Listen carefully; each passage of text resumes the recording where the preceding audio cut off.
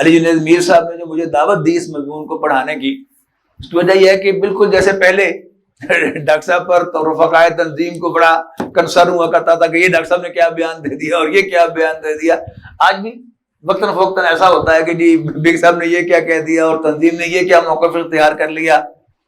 تو وہ غالباً یہی وجہ ہوگی کہ جس کے لیے آپ نے مجھے اس کی دعوت دی ہے. تو یہ ڈاکٹر صاحب نے آج سے کئی سال پہلے، یعنی 93 کا یہ مضمون ہے جب میں پڑھانے چلا ہوں، کہ جب نواز شریف صاحب کی حکومت ختم کر دی گئی تھی اور پھر دوبارہ الیکشن ہونے والا تھا، اس وقت یہ تحریر ہے. پاکستان کی موجودہ سیاست اور تنظیم اسلامی اور تحریک خلافت کا موقف. اس کی بھی ابتدا میں تو وہی بات ہے جو میں آپ کو بتا چکا ہوں کہ تنظیم اسلامی الیکشن کا حصہ نہیں بنتی، لیکن ایک تو سیاست میں بھرپور حصہ لیتی ہے، اپنی رائے دیتی ہے. بانی تنظیم نے یہ روایت ڈالی، اگرچہ اس وقت یہ میں سمجھتا تھا کہ یہ انہی کو زیب دیتا تھا، بلکہ یہ شاید آپ کے علم میں ہوگا کہ مجھے 6.5-7 سال تک یہ اعزاز حاصل ہوا ہے کہ مسجد دارالسلام میں ڈاکٹر صاحب کی عدم موجودگی میں جمعہ میں پڑھاتا رہا ہوں. اور ایک دفعہ میں نے صاف طور پر وہاں کہہ دیا تھا، میں نے کہا جی جو عام خطبہ ہوتا ہے دینی حصہ وہ میں نے دیا. میں نے کہا جی اس کے بعد ڈاکٹر صاحب سیاسی گفتگو کیا کرتے تھے تو آئی ایم ٹو ینگ کہ میں سیاسی گفتگو کروں. اس کی میں نے مثال بھی دی کہ سیاست جو ہے یہ بہت ہی اعلیٰ درجے کی جو فہم کی بات ہے، یہ ہر ایرا غیرہ کا کام نہیں ہے کہ وہ سیاسی تبصرے کرے اور سیاسی بات کرے. اس کی میں نے مثال دی کہ نبی اکرم صلی اللہ علیہ وسلم کی ایک سیاسی چال تھی کہ نبی اکرم صلی اللہ علیہ وسلم نے بظاہر دب کر صلح حدیبیہ کر لی. آگے صلح حدیبیہ ذہن میں، اور ایک جگہ پر تو حضرت عمر رضی اللہ تعالیٰ عنہ سے رہا نہیں گیا اور وہ گئے ہیں اور ساری عمر پچھتاتے رہے کہ میں نے یہ گستاخی کیوں کی، کہیں میرا ایمان ضائع نہ ہو جائے کہ لا ترفعوا اصواتکم فوق صوت النبی، کہ نبی صلی اللہ علیہ وسلم کے سامنے اپنی آوازوں کو بلند نہ کیا کرو، کہیں ایسا نہ ہو کہ تمہارے سارے اعمال حبط ہو جائیں، ایمان جو ضائع ہو جاتا ہے. تو آگے حضرت عمر کے یا رسول اللہ السنا علی الحق، اللہ کے رسول کیا ہم حق پر نہیں ہیں؟ آپ نے فرمایا بلا کیوں نہیں، ہم حق پر ہیں. تو تم نے کہا پھر یہ ہم دب کر صلح کیوں کر رہے ہیں؟ آپ نے فرمایا صبر. تو وہ جو نبی اکرم صلی اللہ علیہ وسلم کی نظر جہاں پر تھی، اور پھر قرآن مجید نے اسی کو صلح فتح مبین کہا ہے نا. تو آپ سمجھیے کہ اس دنیا کے جو مانے ہوئے اسٹیٹس مین ہیں، حضرت عمر رضی اللہ تعالیٰ عنہ کو دنیا نے تسلیم کیا نا. ان جیسا سیاستدان، ان جیسا حاکم کتنے پیدا ہوئے دنیا میں، حضور صلی اللہ علیہ وسلم کی اس موو کو وہ بھی نہیں سمجھ پائے تھے. بلکہ اس میں ایک دلچسپ بات آپ کو بتا دوں کہ صلح حدیبیہ کے موقع پر نبی اکرم صلی اللہ علیہ وسلم نے حضرت عمر رضی اللہ تعالیٰ عنہ سے کہا کہ جاؤ ذرا تم گفتگو کر کے آؤ قریش کے ساتھ کہ ہم صرف عمرہ کرنے کے لیے آئے ہیں، ہمارا لڑنے کا کوئی ارادہ نہیں ہے. تو حضرت عمر رضی اللہ تعالیٰ عنہ نے عرض کی کہ اللہ کے رسول، عثمان کاروباری آدمی ہے، وہ بہتر نیگوشیٹ کر سکے گا تو آپ عثمان کو بھیجیں. اس پر شیعہ حضرات تو حضرت عمر رضی اللہ تعالیٰ عنہ پر زبان دراز کرتے ہیں نا کہ ڈر گئے تھے. اس بات کو سمجھے. یہ بات بہت دیر سے مجھے سمجھ میں آئی کہ یہ کیا بات تھی. انجمن الخدام قرآن فیصل آباد جب نئی نئی بنی تھی تو ایک مجلس منظمہ کی میٹنگ میں فیصلہ ہوا کہ ہم ایک عربی کلاس عشاء کی نماز کے بعد سردیوں کے دنوں میں 3 گھنٹے کا ایک لیکچر کر کے تو 40 کلاسوں میں عربی کرائیں اور اس کو ویڈیو ریکارڈنگ کی جائے. تو ہمارا اجلاس ختم ہوا تو ہمارے پرانے ساتھیوں میں سے ہیں تنظیم کے اور انجمن کے بھی فاؤنڈر ممبرز میں سے ہیں. تو بات کرنے کے ڈاکٹر صاحب وہ کل نو آنا تو میرا پانجا ایک ویڈیو کا کام کرتا ہے، اس کو چلیں گے آپ.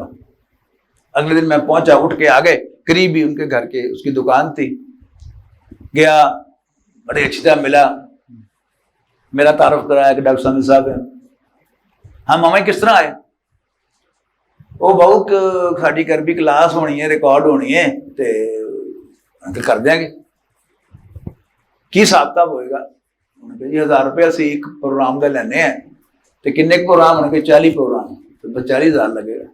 اب امین صاحب جو ہیں شیخ ہے نا، تو کاروباری آدمی کو پتہ چلے گا آپ کو کاروباری آدمی جو ہے وہ کیسے حضور حضرت عمر نے کہا کہ وہ کاروباری آدمی ہے, نیگوشیٹ کر لے گا.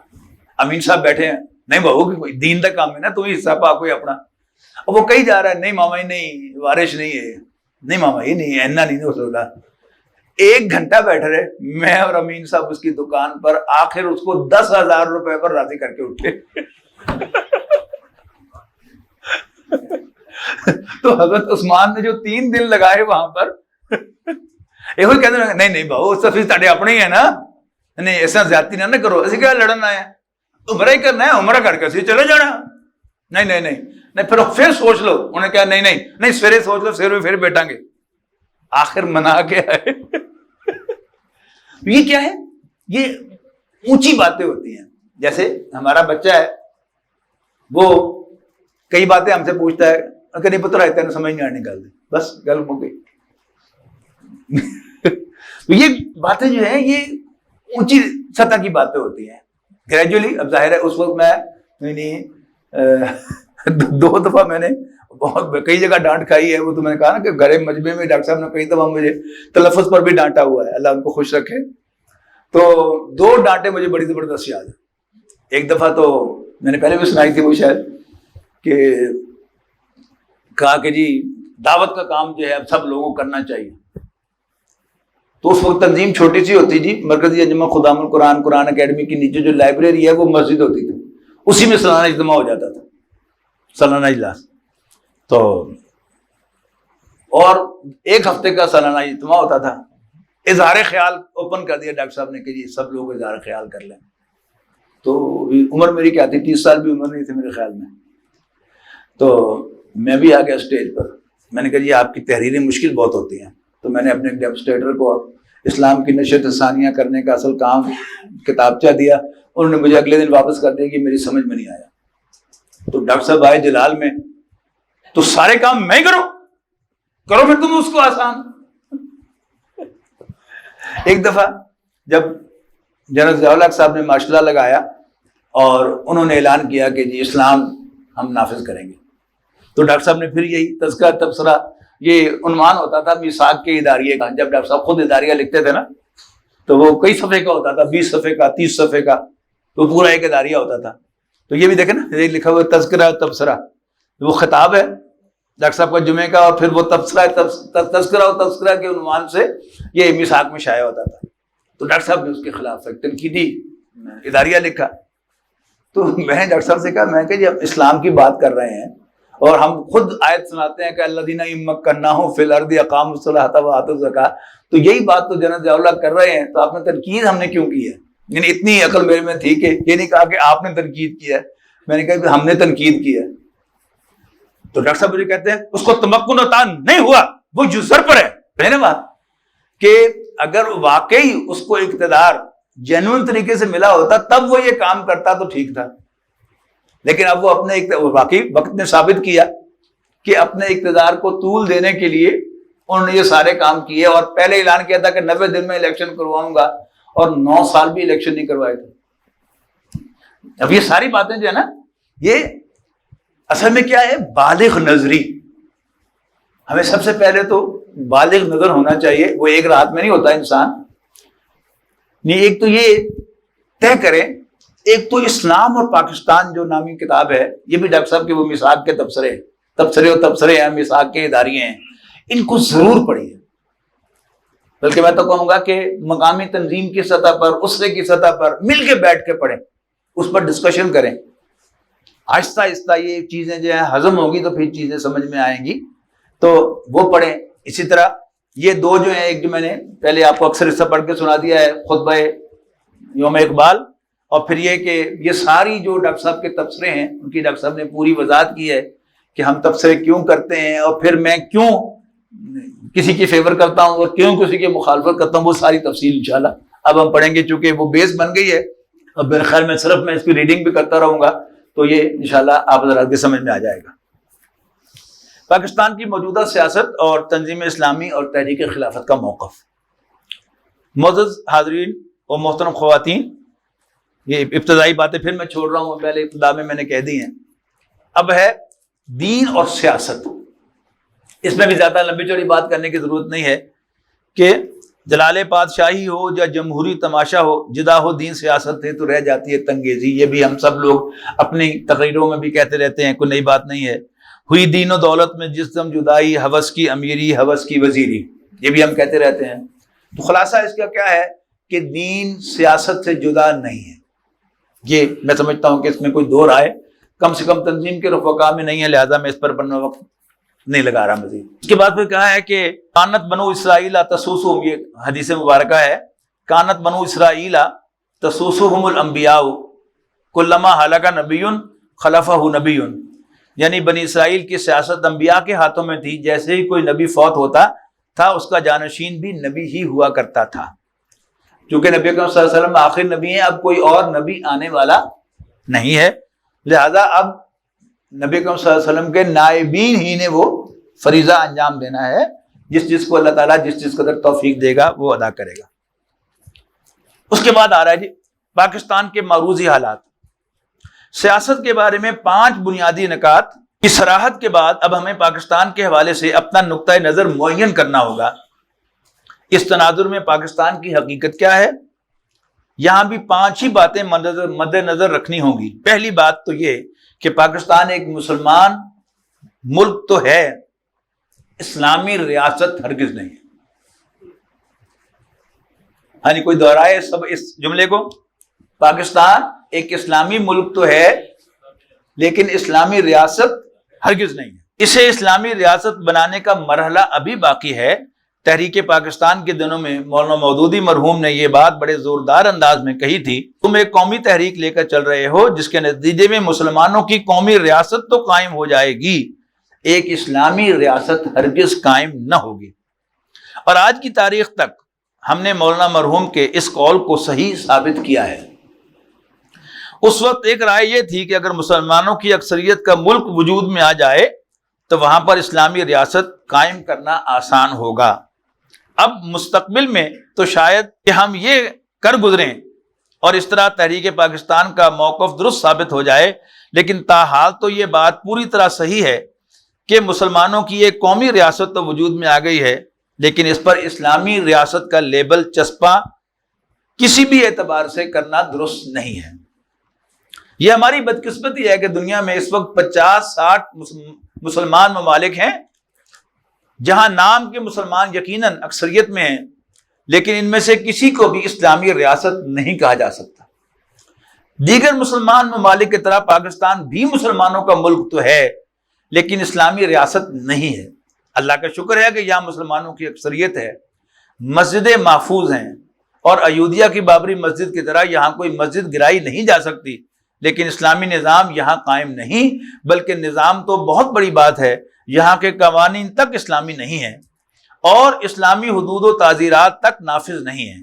یہاں چوری کرنے پر کسی کا ہاتھ نہیں کاٹا جاتا، زانی کو سنسار نہیں کیا جاتا، کوڑے نہیں لگائے جاتے، نہ نظام صلاۃ قائم ہے اور نہ وہ نظام زکوٰۃ کہ جس میں تمام اموال ظاہرہ پر زکوٰۃ لازماً وصول کی جائے گی اور ہر شہری کی بنیادی ضروریات اور معاشی کفالت کا ذمہ لیا گیا ہو. آپ خود ہی فیصلہ کیجئے کہ جس نظام معیشت کے رگو پے اور ریشے ریشے میں سود سرایت کیے ہوئے ہو، کیا اسے اسلامی نظام کہیں گے؟ پھر حقیقت یہ ہے کہ ہمارا قومی مزاج بھی سیکولر ہے، یہ نوٹ کر لیجئے گا. پھر حقیقت یہ ہے کہ ہمارا قومی مزاج بھی سیکولر ہے. میں صرف لیڈروں یا سرمایہ داروں کو مورد الزام نہیں ٹھہرا رہا، بلکہ معاشرے کا عام رجحان سیکولر ہے. ہمارے عوام کی اکثریت کا مزاج بھی سیکولر ہے. وہ مذہب کو نماز روزے تک محدود رکھتے ہیں، باقی کاروبار دنیاوی میں حلال و حرام کی پرواہ کسی کو بھی نہیں ہے. قومی مزاج کے سیکولر ہونے کی شہادت حاصل کرنی ہو تو ہر شخص اپنے گریبان میں جھانک کر دیکھ لے. ایک طرف ہمارے ایمان کی سطح اتنی نیچی ہے کہ صرف عقیدہ ہے، ایمان نہیں. ہر شخص سوچ لے کہ ایک طرف ایمان ہو اور دوسری طرف مفاد ہو تو وہ کدھر جائے گا؟ میں آپ سے سوال نہیں کرتا، آپ خود اپنے آپ سے سوال کر لیں کہ ایک طرف ایمان ہو اور ایک طرف ہمارا دنیاوی مفاد ہو تو ہم کس کو ترجیح دیں گے؟ یہ اس کے ایمان کا لٹمس ٹیسٹ ہے. سیدھی سی بات ہے، ہر شخص ذاتی محاسبہ کرے کہ پیسے میں زیادہ وزن ہے یا اللہ کے حکم میں. آج اچھے بھلے مسلمان لوگ کہتے سنائی دیتے ہیں کہ جی سود حرام ہوگا لیکن اس کے بغیر کام نہیں چل سکتا. آج تو یلو کیب اور خود روزگار اسکیم چلا کر نواز شریف صاحب نے ہمیں سود کا صرف قائل ہی نہیں کیا بلکہ اس کا بہت بڑا ایڈوکیٹ بھی بنا دیا۔ عام لوگ اب اس نہج پر سوچنے لگے ہیں کہ اگر سود کے ذریعے سے ہمیں یہ نعمت مل رہی ہے تو حرمت کا فتویٰ تم لے کر بیٹھو اپنے گھروں کے اندر۔ ہمارے مسائل کو بھی کسی نے حل کیا ہے آج تک؟ کیا ہمارا معاشرہ اس رخ پر نہیں سوچ رہا جو خالص سیکولر نقطہ نظر ہے؟ پاکستان کے بارے میں دوسری بات یہ کہ اس کی وجہ جواز بھی صرف اسلام تھی اور اس کی بقا اور اس کے دوام و استحکام کی بنیاد بھی صرف اسلام ہے۔ میں نے اپنی تالیف استحکام پاکستان میں اس پر وضاحت سے لکھا ہے کہ ہندوستان کی یہ تقسیم باقی ہر اعتبار سے مصنوعی اور غیر فطری ہے اور اس کے لیے سوائے مذہب کی بنیاد کے اور کوئی بنیاد سرے سے موجود نہیں ہے۔ لسانی اعتبار سے یہ غیر فطری ہے کیونکہ مشرقی پاکستان کا سکھ بھی پنجابی بولتا ہے اور مغربی پنجاب کا مسلمان بھی پنجابی بولتا ہے۔ نسلی اعتبار سے بھی اس کی کوئی بنیاد نہیں بنتی کیونکہ وہی جاٹ سکھ ہے اور وہی جاٹ مسلمان ہے۔ ایک ہی راجپوت نسل ہے، مسلمان بھی راجپوت ہے اور ہندو بھی راجپوت ہے۔ وہی شیخ مسلمان ہو گئے تو شیخ کہلاتے ہیں اور ہندو ہیں تو بنیا کہلاتے ہیں۔ اسی طرح جغرافیائی اعتبار سے بھی یہ تقسیم غیر فطری اور غیر منطقی ہے۔ زمینی تقسیم اس طرح کی گئی کہ دریا بھی کاٹ دیے گئے۔ ہمارے اور بھارت کے درمیان کوئی فطری سرحد موجود نہیں۔ بھارت نے تو سینکڑوں میل تک تار لگا کر اس میں بجلی کا کرنٹ دوڑایا، ورنہ بھارت اور پاکستان کے درمیان کوئی حقیقی رکاوٹ ہے ہی نہیں۔ آگے اس کا پھر نتیجہ نکالا ہے انہوں نے کہ جیسے پاکستان اسلام کے نام پر بنا، پاکستان کی بقا بھی صرف اسلام سے ہو سکتی ہے، اسلام کے بغیر نہیں ہو سکتی۔ مشرقی پاکستان علیحدہ ہوا اس لیے کہ لسانیت کو پروموٹ کیا گیا تو زبانیں علیحدہ علیحدہ تھیں۔ بنگالی علیحدہ زبان تھی اور باقی زبانیں جو ہیں وہ علیحدہ علیحدہ ہیں۔ اردو کو کوشش کی گئی بناوٹی طور پر کہ یہ پاکستان کی قومی زبان بن جائے، جس کو نہ سندھی نے تسلیم کیا اور نہ بنگالی نے تسلیم کیا اور کسی درجے میں اس کو پٹھان نے بھی قبول نہیں کیا۔ وہ سب لوگ اپنی زبانوں سے محبت کرتے ہیں۔ سندھی اپنے گھر میں سندھی بولتا ہے، پٹھان اپنے گھر میں پشتو بولتا ہے، اور ہم اپنے بچوں کو کیا سکھاتے ہیں؟ اردو شریف۔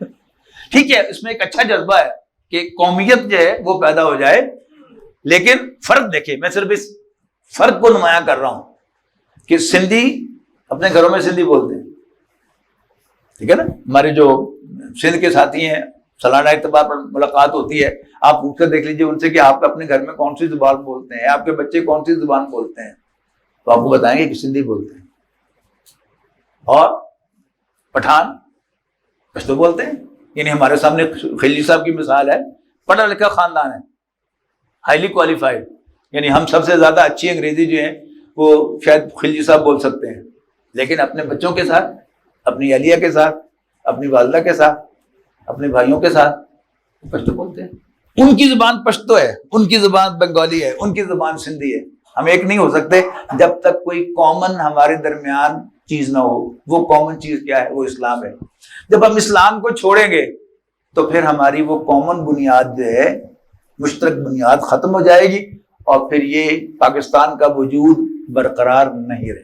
تیسری بات کہ اگر یہاں اسلام نہ آیا تو یہ ملک اپنا جواز کھو دے گا، لہٰذا یہ قائم نہیں رہ سکے گا، اس کے ٹکڑے ہو جائیں گے۔ جو چیز اپنا جواز کھو دے وہ ہو سکتا ہے کچھ دن دوسروں کے سہارے، دوسروں کی مصلحتوں کی وجہ سے باقی رہ جائے، لیکن آخر کار قائم نہیں رہ سکتی۔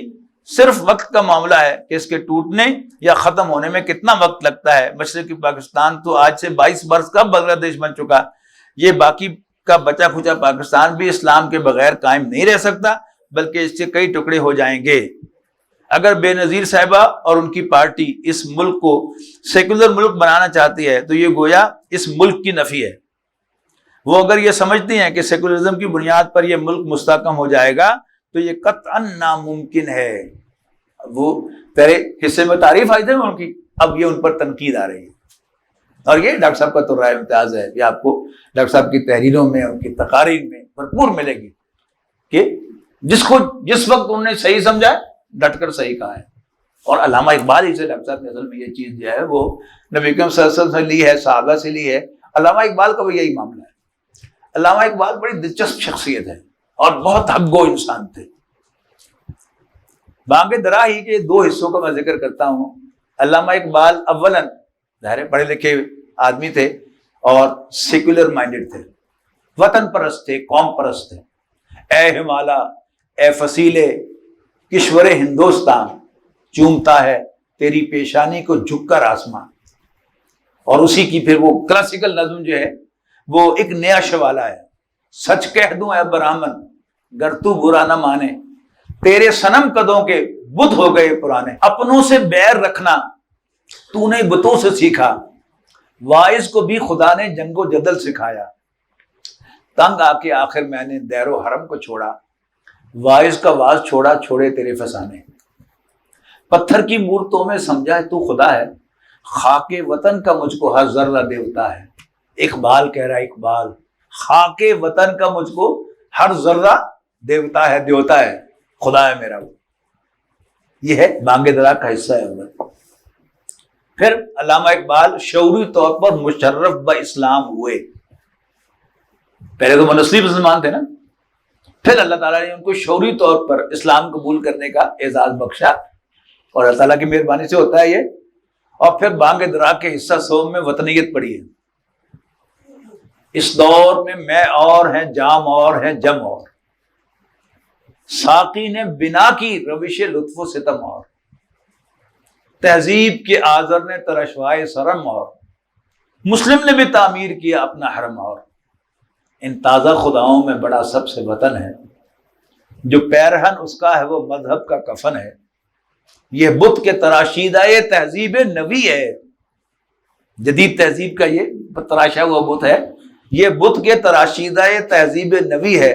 غارت گرے کاشانہ دین نبوی ہے، بازو تیرا توحید کی قوت سے قوی ہے. اسلام تیرا دیس ہے تو مصطفی ہے، نظارہ دیرینہ زمانے کو دکھا دے. اے مصطفی خاک میں اس بت کو ملا دے. اور پھر آگے چل کر تو پھر چین و عرب ہمارا، ہندوستان ہمارا، مسلم میں ہم وطن ہے، سارا جہاں ہمارا. اور بھی ہم نے پڑھا کہ تاب خاک کاشغر. لیکن یہ علامہ اقبال ہے، ایک ہی شخص ہے. شروع میں علامہ اقبال وحدت الوجود کے پینتھیسٹک تصور کے قائل تھے. وہ شرک کے بحث میں آپ کو یاد ہوگا کہ ڈاکٹر صاحب نے وحدت الوجود کو اور پینتھیزم کو علیحدہ کیا. پینتھیزم کیا ہے؟ یہ شرک ہے، اللہ تعالیٰ کی ذات میں کسی کو شریک بنانا، اس کی نفی. پہلے علامہ اقبال جو تھے، یہ خاک وطن کا مجھ کو ہر ذرہ دیوتا ہے، یہ پینتھیزم ہے. اس کے بعد پھر انہوں نے اس کی نفی کی. لیکن جب آئنسٹائن کا نظریہ اضافت آیا تو پھر وہ جو دوسرا کانسیپٹ ہے وحدت الوجود کا کانسیپٹ، یعنی اس کو کنفیوز کیا جاتا ہے نا کہ پینتھیزم کو بھی وحدت الوجود کہہ دیتے ہیں، اسی لیے امام نے تیمیہ رحمۃ اللہ علیہ نے اس کی بڑی زوردار نفی کی ہے. اصل میں انہوں نے کنفیوز کیا ہے پینتھیزم کو، وحدت الوجود کو آپس میں. اصطلاح وہ استعمال کیا ہے لیکن اس کو کنسیڈر کیا ہے پینتھیزم. اس کے بعد پھر علامہ اقبال دوبارہ جو ہے وحدت الوجود کے قائل ہوئے ہیں. لیکن یہ وحدت الوجود کیا تھا کہ اللہ تعالیٰ کے وجود کے مقابلے میں اور کوئی وجود ہے ہی نہیں، ایک ہی صرف وجود ہے، اصل وجود. باقی وہم و خیال ہے، کنسیڈریشن ہے، نظر آتا ہے، اس کی حقیقت کوئی نہیں، عارضی ہے. جو ہے نا حادث اور قدیم کی بحث ہے، عارضی ہے. جب تک اللہ تعالیٰ اس کو قائم رکھے گا اس کائنات کو، یہ رہے گی. اور جب اللہ تعالیٰ فیصلہ کرے گا کہ یہ باقی نہ رہے تو ایک دم اس کا وجود ختم ہو جائے گا. یہ وحدت الوجود کا وہ تصور ہے کہ اصل وجود، حقیقی وجود، دائمی وجود، قدیم وجود، ایبسولوٹ وجود صرف اللہ کا وجود. اور جن لوگوں نے فزکس پڑھی ہے تو آئنسٹائن کی ایکویشن میں وہ الفاظ ہیں کہ nothing is at absolute rest and nothing is in absolute motion. Everything is at relative rest and in relative motion until and unless there is an absolute frame of reference. کیا مطلب اس کا کیا ہے؟ سمپل مثال کہ آپ Gujranwala railway station پر اپنے کسی عزیز کو سی آف کرنے کے لیے گئے، ان کے ڈبے میں سوار ہو گئے، ٹھیک ہے جی، اور گاڑی نے وسل دی اور گاڑی آہستہ آہستہ چل پڑی. تو آپ نے گاڑی کے اندر ہی پیچھے کی طرف چلنا شروع کر دیا. آپ گاڑی کے اندر پہلے ڈبے سے 5ویں ڈبے تک آ گئے اور پھر 5ویں ڈبے میں سے آپ نیچے اتر گئے.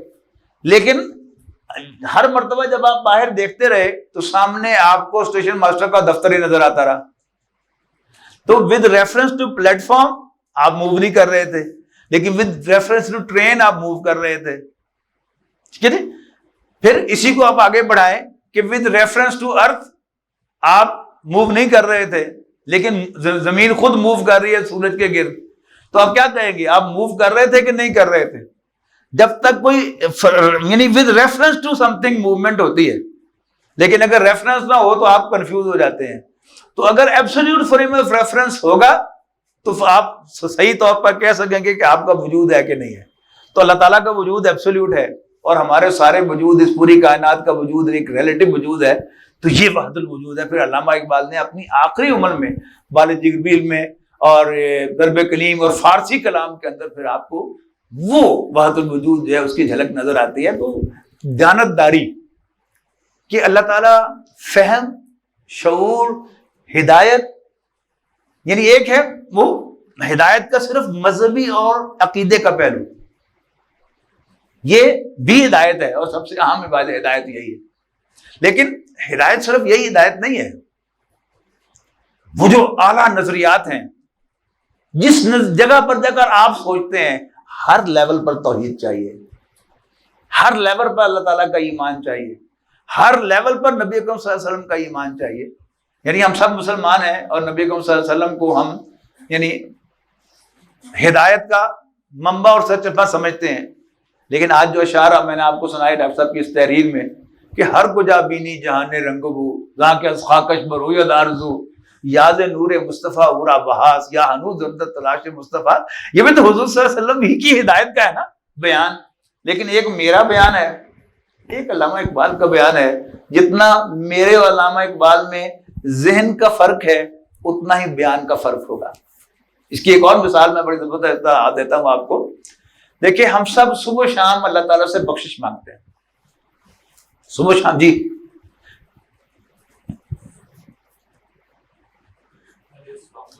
وعلیکم السلام.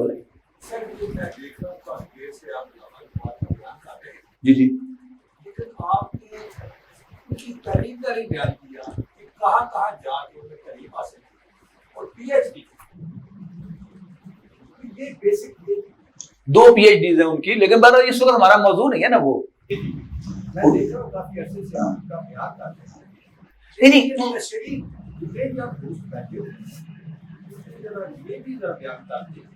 بیسک بیان کرتے ہیں ان کا رتبہ کو کیسے حاصل ہوا، کتنی تعلیم حاصل کی، کہاں تک گئے، معلوم کی شعور جب ان کو آیا تو انہوں نے پھر اپنا سارا بیان کیا. جی جی اصل میں کیا ہے کہ یہ بات سمجھنے کی ہے، شکریہ. یہ بات اصل میں سمجھنے کی ہے کہ علامہ اقبال نے بھی PhD اور آج کتنے PhD ہیں ہمارے ملک میں. لیکن یہ جو لیول ہے یہ اللہ تعالیٰ نے ہر PhD کو کیوں نہیں دیا؟ وہ سچے نہیں ہیں. علامہ اقبال کی جو میں تاریخ سمجھاؤں کہ وہ ایک سچا اور دیانتدار شخص تھا. آج اس نے وطنیت کو صحیح سمجھا تو وطنیت کا نعرہ لگایا، کل اس کو غلط سمجھا تو اس کی نفی کی. یہ ہے حق گوئی. انگلینڈ کے اندر کے تو پروفیسر تھے، ہاں جی بالکل، گورے تھے، ہاں لیکن عربی کے پروفیسر تھے. وہاں بھی یعنی یہ یونیک بات ہے کہ پروفیسر نکلسن جو ان کے پروفیسر تھے، ہیڈ آف دی ڈپارٹمنٹ تھے، وہ جب چھٹی پہ جانے لگے تو ڈپارٹمنٹ کے چارج وہ محمد اقبال کو دے کر گئے، ایک ایشین شاگرد کو. یہ یونیک استاد، یہ اعزاز ہے. علامہ اقبال کی کتاب اسرار خودی، اس کا انگریزی میں ترجمہ پروفیسر نکلسن نے کیا، سیکرٹس آف دی سیلف، اور علامہ اقبال سے درخواست کی کہ اس کا فارورڈ لکھ دیں. یہ کتنے لوگوں کو اعزاز ملتا ہے، ٹھیک ہے نا. لیکن میں یہ سمجھتا ہوں آپ کے سوال کے جواب میں کہ اللہ تعالیٰ نے ان کو یہ بات کیوں بخشی. آج ساری دنیا ڈاکٹر صاحب کی ویژن کی تعریفیں کر رہی ہے کہ وہ بات جو ڈاکٹر صاحب نے 25 سال پہلے کہی تھی آج صحیح ثابت ہو گئی. وہ بھی کیوں ہے؟ یہی وجہ کہ الحمدللہ ڈاکٹر صاحب حق گو آدمی تھے کہ انہوں نے کوئی تعصب اپنے ذہن میں قائم نہیں کیا. جس کی جو بات جب صحیح سمجھی اس کو کہا. ہم ان کو نبی نہیں مانتے، الحمدللہ یہ بھی ان کا احسان ہے ہم پر کہ انہوں نے اپنا کوئی ایسا تعارف نہیں کروایا کہ جس کی وجہ سے ہم ان کے اتنے عقیدت مند ہو جائیں کہ ان کو معصوم سمجھنے لگیں. لیکن بہرحال یہ ہم سمجھتے ہیں کہ ان کے اعزاز میں. جی جی ہے یہ باطل نمایاں ہو نہ ہو آپ کو اللہ تعالیٰ جو ویژن عطا کرے. اس کے بعد ہے چوتھی بات، اگر بے نظیر صاحبہ اور ان کی پارٹی اس ملک کو سیکولر ملک بنانا چاہتی ہے تو یہ گویا اس ملک کی نفی ہے۔ اس پر وہ تبصرہ کرتے ہیں ڈاکٹر صاحب، وہ دراصل پاکستان کی جینیسس سے واقف نہیں، انہوں نے چاندی کا بلکہ سونے کا چمچہ منہ میں لے کر آنکھ کھولی بینظیر بھٹو صاحبہ نے۔ وہ پاکستان میں اقتدار کے ایوانوں میں ضرور گھومی پھری ہیں، لیکن انہیں کیا پتا ہے کہ ملک کس طور سے بنا تھا، کن کن قربانیوں سے بنا تھا، کن نعروں سے بنا تھا۔ اس طریقے سے اگر نواز شریف صاحب یا ان کے ساتھیوں کا یہ خیال ہو کہ ہم اس ملک کو کوریا بنا دیں گے یا ہانگ کانگ یا سنگاپور بنا دیں گے اور اس سے یہ ملک مستحکم ہو جائے گا، تو یہ بھی پرلے درجے کی احمقانہ بات ہے۔ یہ چیز بھی اس ملک کے استحکام کی بنیاد نہیں ہو سکتی۔ یہ ہے کلیئرٹی۔ اس ملک کے بارے میں ہماری رائے یہ ہے کہ مسلمانوں کا ملک تو ہے، اسلامی ریاست ہرگز نہیں ہے۔ تو اب یہاں سیاست کی کیا حیثیت ہے؟ اس میں حصہ لیا جائے یا نہ لیا جائے، اس کا تجزیہ بھی میں نے اپنی کتاب استحکام پاکستان میں کیا ہے۔ دراصل سیاست کے دو حصے ہیں، نمبر ایک نظری سیاست اور دوسرے عملی سیاست۔ نظری سیاست یہ ہے کہ ملک و قوم کے حالات و مسائل پر غور و فکر کیا جائے، اس کے بارے میں سوچ سمجھ کر صحیح رائے قائم کی جائے اور پھر اسے لوگوں کے سامنے بیان کیا جائے۔ نظری سیاست ملک کے ہر باشعور شہری کا فرض ہے اور ہر باشعور مسلمان کا تو فرض عین ہے۔ یہ ممکن ہی نہیں کہ ایک باشعور مسلمان اپنے آپ کو اس سے منقطع کر لے۔ یہ گویا سیاست کا 50% ہے۔ اس نظری سیاست میں سب سے بڑا حصہ صحافی حضرات لیتے ہیں، جبکہ انہیں سیاست دان کوئی نہیں کہتا۔ وہ لوگوں کی سوچ کا رخ متعین کرتے ہیں، ان کی رائے بناتے ہیں، لیکن وہ سیاست دان نہیں ہیں۔ یہود ساری دنیا پر، خاص طور پر امریکہ پر، ذرائع ابلاغ ہی کی وجہ سے چھائے ہوئے ہیں۔ ٹیلی ویژن ہو یا پریس، تمام ذرائع ابلاغ ان کے قبضے میں ہیں، اور اسی وجہ سے وہ پوری امریکی قوم کی سیاست کا رخ معین کرتے ہیں۔ بقول اقبال، فرنگ کی رگے جہاں پنجہ یہود میں ہے۔ میں خود نظری سیاست کا نہ صرف قائل ہوں بلکہ اس میں خود حصہ لیتا رہا ہوں۔ ہماری تنظیم اسلامی بھی اس میں بھرپور حصہ لیتی رہی ہے، اور میرے نزدیک ہر مسلمان کو اس میں حصہ لینا چاہیے۔ البتہ سیاست کا دوسرا حصہ عملی سیاست ہے۔ اس عملی سیاست کو بھی دو حصوں میں تقسیم کر دیجئے۔ عملی سیاست کا ایک پہلو ہے ملک میں جو نظام قائم ہے اسے چلانے کے لیے سیاست، جبکہ اس کا دوسرا پہلو ہے موجودہ نظام کو غلط سمجھتے ہوئے اسے بدلنے کے لیے سیاست۔ اول ذکر انتخابی سیاست ہے اور مؤخر ذکر انقلابی سیاست۔ ملک میں جو قائم نظام ہے اسے اگر آپ درست سمجھتے ہیں تو اسے چلانے کے لیے الیکشن میں حصہ لیجئے، اپنا منشور دیجئے، اپنی پالیسی دیجئے، الیکشن میں اپنے امیدوار کھڑے کیجئے، پھر الیکشن میں جن کو بھی وہ عوام ووٹ دے دیں گے وہ نظام حکومت چلائیں گے۔ اگر آپ کو عوام نے منتخب نہیں کیا تو اپوزیشن میں بیٹھ کر اپنا رول ادا کرتے رہیے اور منتظر رہیے، ہو سکتا ہے اس سے اگلے الیکشن میں لوگ آپ کو ووٹ دے دیں۔ لیکن یہ جو سیاسی عمل ہے جسے انتخابی عمل کا نام دیا جاتا ہے، یہ نظام کو بدلنے کے لیے نہیں ہوتا بلکہ پہلے سے قائم نظام کو چلانے کے لیے ہوتا ہے۔ امریکہ کے انتخابات میں حصہ لینے والے ڈیموکریٹس ہوں یا ریپبلکنز، وہ نظام نہیں بدلنا چاہتے، وہ اسی نظام کو چلانا چاہتے ہیں۔ گویا امریکہ میں قائم پارلیمانی جمہوری نظام ان کے مابین متفق علیہ ہے، نہیں یہ صدارتی نظام ہونا چاہیے، یہ غلطی لکھا ہے۔ اسی طرح برطانیہ میں کنزرویٹو پارٹی ہو یا لیبر پارٹی، ان میں برطانیہ کے نظام کو کوئی نہیں بدلنا چاہتا، البتہ اس کو بہتر سے بہتر انداز میں چلانے کے لیے یہ اپنی طرف سے بہتر پالیسیاں پیش کرتے رہتے ہیں۔ تو یہ ہے کسی نظام کو چلانے کی سیاست جو عہد حاضر میں انتخابی سیاست کہلاتی ہے۔ اس میں اور انقلابی سیاست میں زمین و آسمان کا فرق ہے۔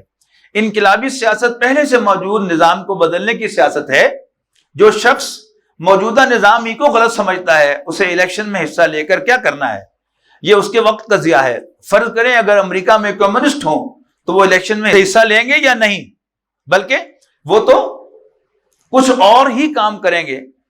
اگر ان کا داؤ چل جائے تو وہ انقلاب کی جدوجہد کریں گے، انتخابات میں آ کر اپنی منزل کھوٹی نہیں کریں گے۔ اور دنیا میں جیسے انقلاب آتے ہیں وہ سب کو معلوم ہے، جیسے روس کا انقلاب آیا، جیسے فرانس کا انقلاب آیا تھا، اور جیسے ایران میں انقلاب آیا تھا، اور کس کو معلوم نہیں؟ خیمینی صاحب وہاں قیامت تک انتخابات کے ذریعے برسر اقتدار نہیں آ سکتے تھے، اور وہاں جو بھی تبدیلی جس درجے کی بھی آئی وہ نہ انتخابات کے ذریعے سے آ سکتی تھی اور نہ ہی واعظ و نصیحت اور تلقین و تبلیغ کے ذریعے آ سکتی تھی۔ وہاں جو تبدیلی آئی ہے اس سے ہمارا اتفاق ضروری نہیں ہے، ہمیں کمیونزم سے اتفاق نہیں ہے، لیکن اس کی بھی مثال تو دے رہے ہیں کہ اس کے عنوان سے ایک انقلاب تو دنیا میں آیا تھا، تو ہم نے اپنے لیے جو راستہ منتخب کیا ہے وہ اسی انقلابی سیاست کا ہے، انتخابی سیاست کا نہیں ہے۔ اس طرح میں اور میرے ساتھی 75% سیاست میں ہیں لیکن 25% سیاست میں نہیں ہیں، اور وہ ہے انقلابی سیاست، انتخابی سیاست۔ ہمارے نزدیک یہاں جو جائز سیاست ہے وہ انقلابی سیاست ہے۔ یہ بھی چھوڑ رہا ہوں، اگلے پھر ٹاپک پہ جا رہا ہوں۔ یہ سمجھ میں آ گیا نا انقلابی سیاست کا مفہوم؟ اس سلسلے کی اگلی بحث یہ ہے کہ وہ انقلابی سیاست ہے کیا، اسے اختصار کے ساتھ واضح کر دیتا ہوں۔ یہ وہ موضوع ہے جس پر میں نے پوری مفصل تقریریں کی ہیں۔ اس ضمن میں منہج انقلاب نبوی کے عنوان سے کتاب بھی موجود ہے جو میرے 11 خطبات جمعہ پر مشتمل ہے۔ پھر اس کو مزید مختصر کر کے اس سال قرآن ایڈیٹوریم میں 5 خطابات میں بیان کیا ہے، جس کے ویڈیوز کیسٹ بھی تیار ہو گئے ہیں۔ یہاں میں اس بات کو چند جملوں میں بیان کر رہا ہوں، اور یہ بات اچھی طرح جان لیجئے کہ اس ملک میں اسلام کبھی بھی انتخابی سیاست کے راستے سے نہیں آ سکتا، بلکہ جب بھی آئے گا انقلابی عمل ہی کے ذریعے سے آئے گا۔ انقلابی سیاست یا انقلاب کا عمل یہ ہے کہ سب سے پہلے لوگوں میں ذہنی اور فکری تبدیلی برپا کی جائے۔ اس میں میرے خیال میں آپ کا وقت ضائع نہ کروں، آگے چلتا ہوں۔ یہ تو ہر ہمارے تنظیم کے رفیق کو معلوم ہے۔ البتہ یہ بات نوٹ کرنے کی ہے کہ یہ تبدیلی اکثریت میں نہیں آیا کرتی۔ یہ تبدیلی، انقلابی تبدیلی جو ہے، یہ اکثریت میں نہیں آیا کرتی، ہمیشہ ایک اقلیت میں آتی ہے، لیکن وہ اقلیت منظم ہو کر نہایت مؤثر ہو جاتی ہے، جسے آپ کہتے ہیں 1 اکیلا 2 11، اور تیسرا لگ گیا تو 111، چوتھا لگ گیا تو 1111۔ اس اعتبار سے وہ اقلیت منظم ہونے کے بل پر غالب آتی ہے اور نظام کو بدل دیتی ہے، ورنہ ایسے لوگ کبھی بھی دنیا میں اکثریت میں نہیں ہوئے۔ خود رسول اللہ صلی اللہ علیہ وسلم کے زمانے میں بھی پورے جزیرہ نما عرب کی تعداد کے اعتبار سے دیکھیں تو اکثریت مومنین صادقین کی نہیں تھی۔ یہاں کسی کو کوئی مغالطہ نہ ہو، میں پورا جزیرہ نما عرب کی بات کر رہا ہوں کہ وہاں اکثریت مومنین صادقین کی نہیں تھی۔ صرف مکے اور مدینے کی بات نہیں کر رہا، اگر پورے ملک کے عرب میں اکثریت مومنین صادقین کی ہوتی تو کیا مسلمہ کذاب کا ساتھ دینے کے لیے لاکھوں آدمی نکل آتے؟ کیا زکوٰۃ کا انکار کرنے والے لاکھوں آدمی میدان میں آ جاتے؟ یہ کیسے ہو سکتا ہے کہ مومن صادق ہو اور پیچھے ہٹ جائے؟ این خیال است و محال است و جنوں۔ جو مومن صادق ہے اس کے تو چاہے بخیے ادھر دیے جائیں، اس کے جسم کی دھجیاں اڑا دی جائیں، تب بھی وہ پیچھے نہیں ہٹتا۔ معلوم ہوا کہ وہاں پر بھی عرب کی اکثریت آبادی کے اعتبار سے اصل حکم وہی تھا جو سورہ حجرات میں بائیں الفاظ وارد ہوا ہے، قالت الاعراب آمنا قل لم تؤمنوا ولکن قولوا اسلمنا۔ یہ بھی میں چھوڑ رہا ہوں کیونکہ یہ ہمارا تو ہر ساتھی جو ہے اس کو بیان کر سکتا ہے۔ آگے میں جو اصل ہمارے کنسرن کے مسائل ہیں ان کی طرف آتا ہوں۔ درمیانی عرصے میں کرنے کے کام، یعنی ابھی وہ جو انقلاب کی آخری منزل ہے اس کو تو کوئی اختلاف نہیں کر سکتا، تو وہ دور دور تک ہمیں نظر نہیں آتی۔ ابھی تو فذکر بالقرآن من یخاف وعید، تنظیم، دعوت، تنظیم، تزکیہ، ہم ان مراحل کے اندر ہیں۔ اب اس درمیانی عرصے میں جو سیاسی عمل ہو رہا ہے ہمارے ارد گرد، اب اس کی بات ہو رہی ہے، توجہ سے سنیے گا۔ اب آئیے چوتھی بات کی طرف۔ جب تک اس ملک میں اسلامی نظام قائم نہیں ہوتا اور یہ بالفعل ایک اسلامی ریاست کی حیثیت اختیار نہیں کرتا، اس درمیانی عرصے میں کرنے کا کام کیا ہے؟ دعوت کا یہ کام تو ہم اپنی بساط بھر کر رہے ہیں، یعنی دعوت دین، توبہ اور تجدید ایمان کی دعوت، اصلاح اعمال کی دعوت، تنظیم میں شمولیت کی دعوت، اسلام کے نظام عدل اجتماعی کو لوگوں میں متعارف کروانے کے لیے تحریک خلافت کی معاونت کی دعوت۔ لیکن اس عرصے کے دوران کیا ملکی سیاست کے بارے میں ہم صرف نظر کر لیں، یا اس حوالے سے بھی ہماری کوئی ذمہ داری بنتی ہے یا نہیں؟ اس ضمن میں ہماری سوچی سمجھی رائے یہ ہے کہ یہ چونکہ بہر صورت ایک مسلمان معاشرہ ہے، وہ اسلامی ریاست نہیں مگر مسلمان ملک تو ہے، یہاں کے بسنے والے 85% سے زائد نام کے مسلمان تو ہیں، محمد رسول اللہ صلی اللہ علیہ وسلم کے نام لیوا تو ہیں، کلمہ گو تو ہیں، لہذا اس کی وقتی سیاست کے حوالے سے بھی ہم پر ایک دینی فریضہ عائد ہوتا ہے۔ میں یہ بات آج خاص طور پر بہت وضاحت سے کہہ رہا ہوں کیونکہ بہت سے حضرات مجھے بہت ہی خیرخواہی سے مشورہ دیا کرتے ہیں کہ آپ خام خواہ سیاسی تبصرے کرتے ہیں، تجزیے کرتے ہیں اور اس ضمن میں مشورے دیتے رہتے ہیں، جبکہ اس کا فائدہ تو کچھ ہوتا نہیں۔ نہ بے نظیر آپ بھی سنتی ہیں، نہ نواز شریف، اور نہ ہی صدر اسحاق سنتے ہیں، اور تو اور ضیاء الحق نے بھی آپ کی بات نہیں سنی، اس سے فائدہ کیا؟ آپ کیوں خامخواہ وقت ضائع کرتے ہیں؟ دوسرا یہ کہ جو بات آپ کرتے ہیں وہ کسی کے حق میں چلی جاتی ہے اور کسی کے خلاف چلی جاتی ہے، تو آپ کی بات جس کے خلاف چلی گئی وہ آپ سے ناراض ہو جاتا ہے، اور جس کے حق میں چلی گئی اس کا جو مخالف ہے وہ آپ سے ناراض ہو جاتا ہے۔ کئی دفعہ ہوا کہ ڈاکٹر صاحب نے ایم کیو ایم کے خلاف ٹھوک کے بیان دے دیا، ہمارے کراچی کے رفقا جو ہیں وہ سر پکڑ کے بیٹھ جاتے تھے بیچارے کہ یہ آپ نے کیا کر دیا، تو ہمارے لیے مصیبت کھڑی ہو جائے گی۔ لیکن ڈاکٹر صاحب کبھی بات نہیں آئے، جس بات کو ڈاکٹر صاحب نے حق سمجھا ہے، کہا ہے، تنقید کی ہے تو ٹھوک کے کی ہے، ٹھیک ہے نا۔ ایک طرف تنقید بھی کی ہے ایم کیو ایم پر، نواز شریف صاحب پر، بے نظیر پر، لیکن ساتھ ہی ساتھ ان سب سے آپ ملے بھی ہیں خیر خواہیت کے جذبے کے ساتھ۔ آپ کو راز کی بات بتا رہا ہوں کہ آپ الطاف حسین سے بھی ملے ہوئے ہیں جا کے، محترم ڈاکٹر ستار احمد صاحب۔ حق گوئی اور رسو خیر خواہی کا حق تو تبھی ادا ہوتا ہے، اور جس کے حق میں چلی جاتی ہے اس کا جو مخالف ہے وہ آپ سے ناراض ہوتا ہے، اس سے فائدہ کیا؟ اس سے تو بہتر ہے کہ آپ خاموش رہیں۔ یہ بات بظاہر بڑی وزنی نظر آتی ہے اور اس کو خلوص کے ساتھ پیش کیا جاتا ہے۔ ہمارے چاہنے والے، ہمارے کام سے دلچسپی رکھنے والے، ہمارے خیر خواہ یہ مشورہ دیتے رہے ہیں، آج میں اس کا جواب دے رہا ہوں۔ وہ یہ کہ میں یہ کام اپنا دینی فریضہ سمجھ کر کرتا ہوں۔ گویا میں اگر ملکی معاملات پر اظہار رائے کرتا ہوں تو اپنا دینی فریضہ سمجھ کر، آپ کہہ سکتے ہیں کہ دینی فریضہ تو کتاب و سنت کی بنیاد پر ہو سکتا ہے، لہذا میں اس کی دلیل کے طور پر یہ حدیث پیش کر رہا ہوں۔ حضرت تمیم میں داربی رضی اللہ عنہ سے مروی ہے کہ رسول اللہ صلی اللہ علیہ وسلم نے فرمایا الدین النصیحہ، دین تو نام ہی نصیحت کا ہے۔ نصیحت کا ترجمہ خیر خواہی بھی ہے، خلوص بھی ہے، وفاداری بھی ہے، اور کسی کی خیر خواہی میں کوئی بات کہنا بھی ہے۔ آپ اپنے چھوٹے کو نصیحت کرتے ہیں، دیکھو بھائی یہ جو تم کر رہے ہو صحیح نہیں ہے، دیکھو سگریٹ چھوڑ دو، اس سے پیسے بھی ضائع ہوتے ہیں اور پھیپھڑے بھی جلا رہے ہو، یہ سب چیزیں نصیحت ہیں۔ تو نصیحت کا معنی اصل تو خیر خواہی اور وفاداری ہے، لیکن اسی خیر خواہی کے جذبے کے تحت آپ کسی کو مشورہ دیتے ہیں تو وہ بھی نصیحت ہے۔ اور اردو میں نصیحت کا لفظ صرف اس معنی میں مستعمل ہے، تو حدیث کے الفاظ میں الدین النصیحہ یعنی دین کا نام ہی نصیحت کا ہے۔ قیل لمن یا رسول اللہ، پوچھا گیا کہ اللہ کے رسول کس کے لیے نصیحت؟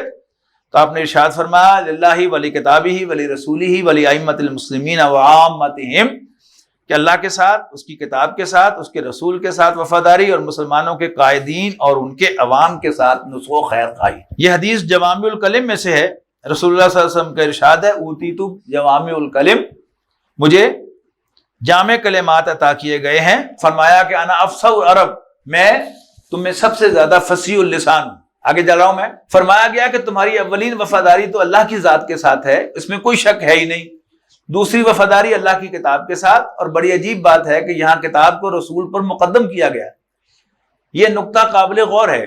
کتاب اللہ کو مقدم کرنے کی وجہ یہ ہے کہ اللہ کا کلام ہمارے لیے ابد الآباد تک اللہ کے قائم مقام ہے، اور پھر اللہ کے رسول صلی اللہ علیہ وسلم کے ساتھ وفاداری چوتھے نمبر پر، مسلمانوں کے قائدین اور اماموں کے ساتھ وفاداری اور نصیحت یہاں تک پہ۔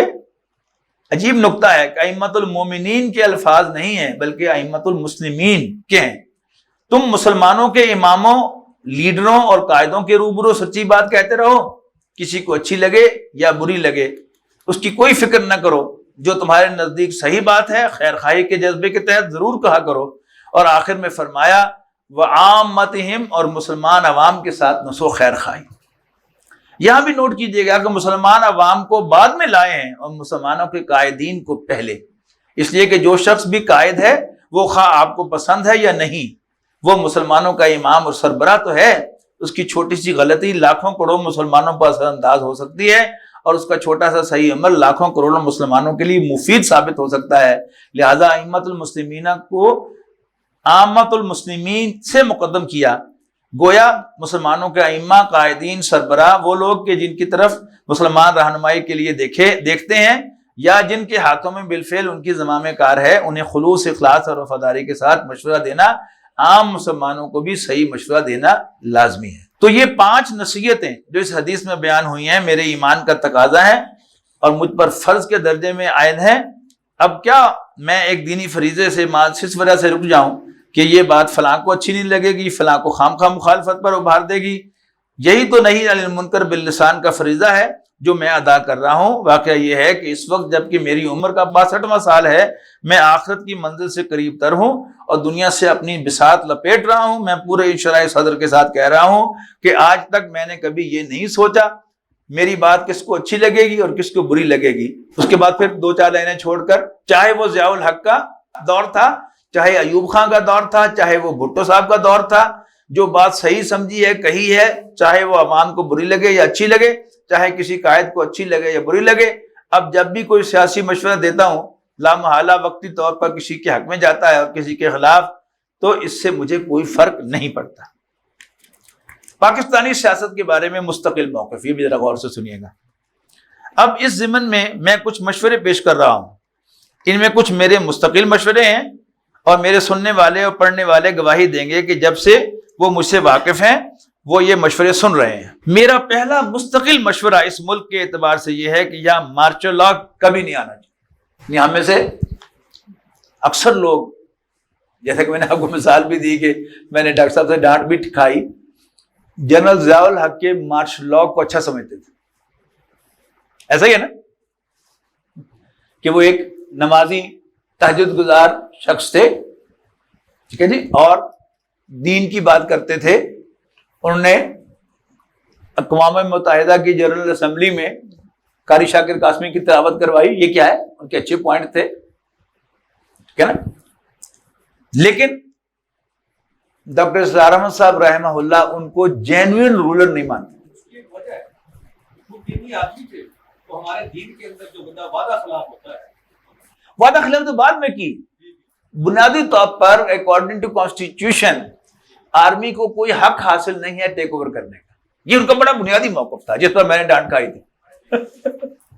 یہ ایک بنیادی نقصہ میں سمجھ میں آ جائے کہ ہم ذاتی اعتبار سے جنرل ضیاء الحق کو نمازی ہونے کے اعتبار سے، تہجد گزار ہونے کے اعتبار سے ذوالفقار بھٹو پر ترجیح دیں گے۔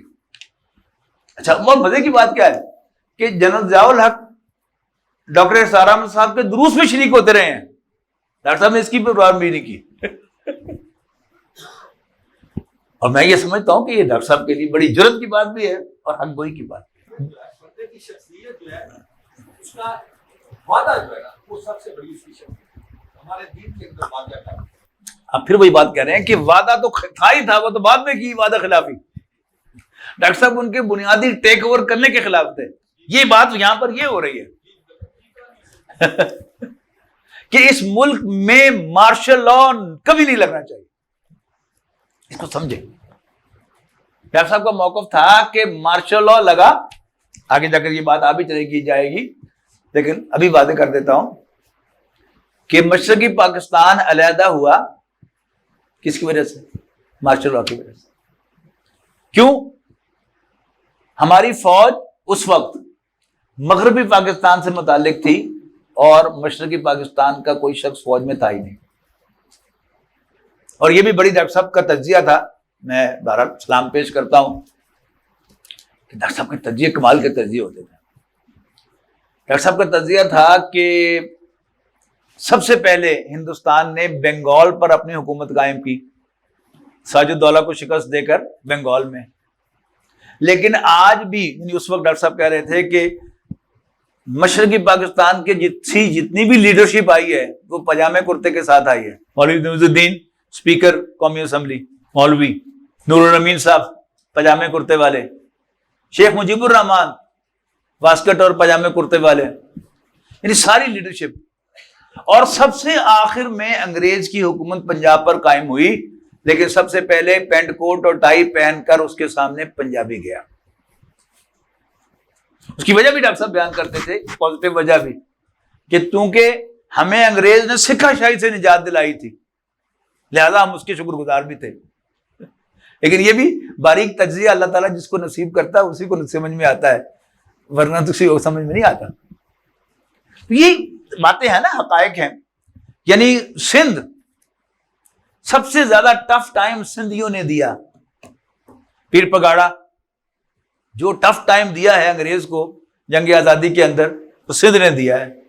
لہذا سندھ کو انگریز حکومت نے نان مارشل ڈکلیئر کر دیا، حالانکہ وہ سب سے زیادہ مارشل تھے، اور لہذا فوج میں سندھی کو بین کر دیا گیا۔ جب کیا ہوا، مغربی پاکستان ورسز مشرقی پاکستان، فوج مغربی پاکستان کی تھی، اور اگر فوج کی حکومت تھی تو مغربی پاکستان مشرقی پاکستان پر حکومت کر رہا تھا، سمجھ رہے بات کو؟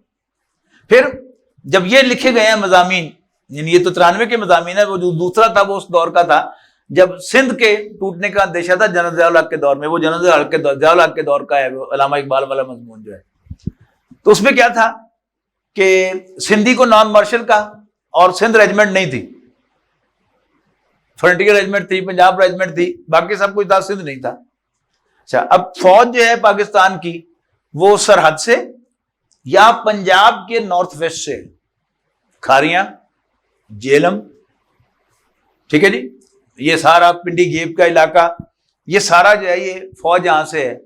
تو سندھ پھر سر اٹھا رہا تھا کہ جی پنجاب اور سرحد ہم پر حکومت کر رہے ہیں۔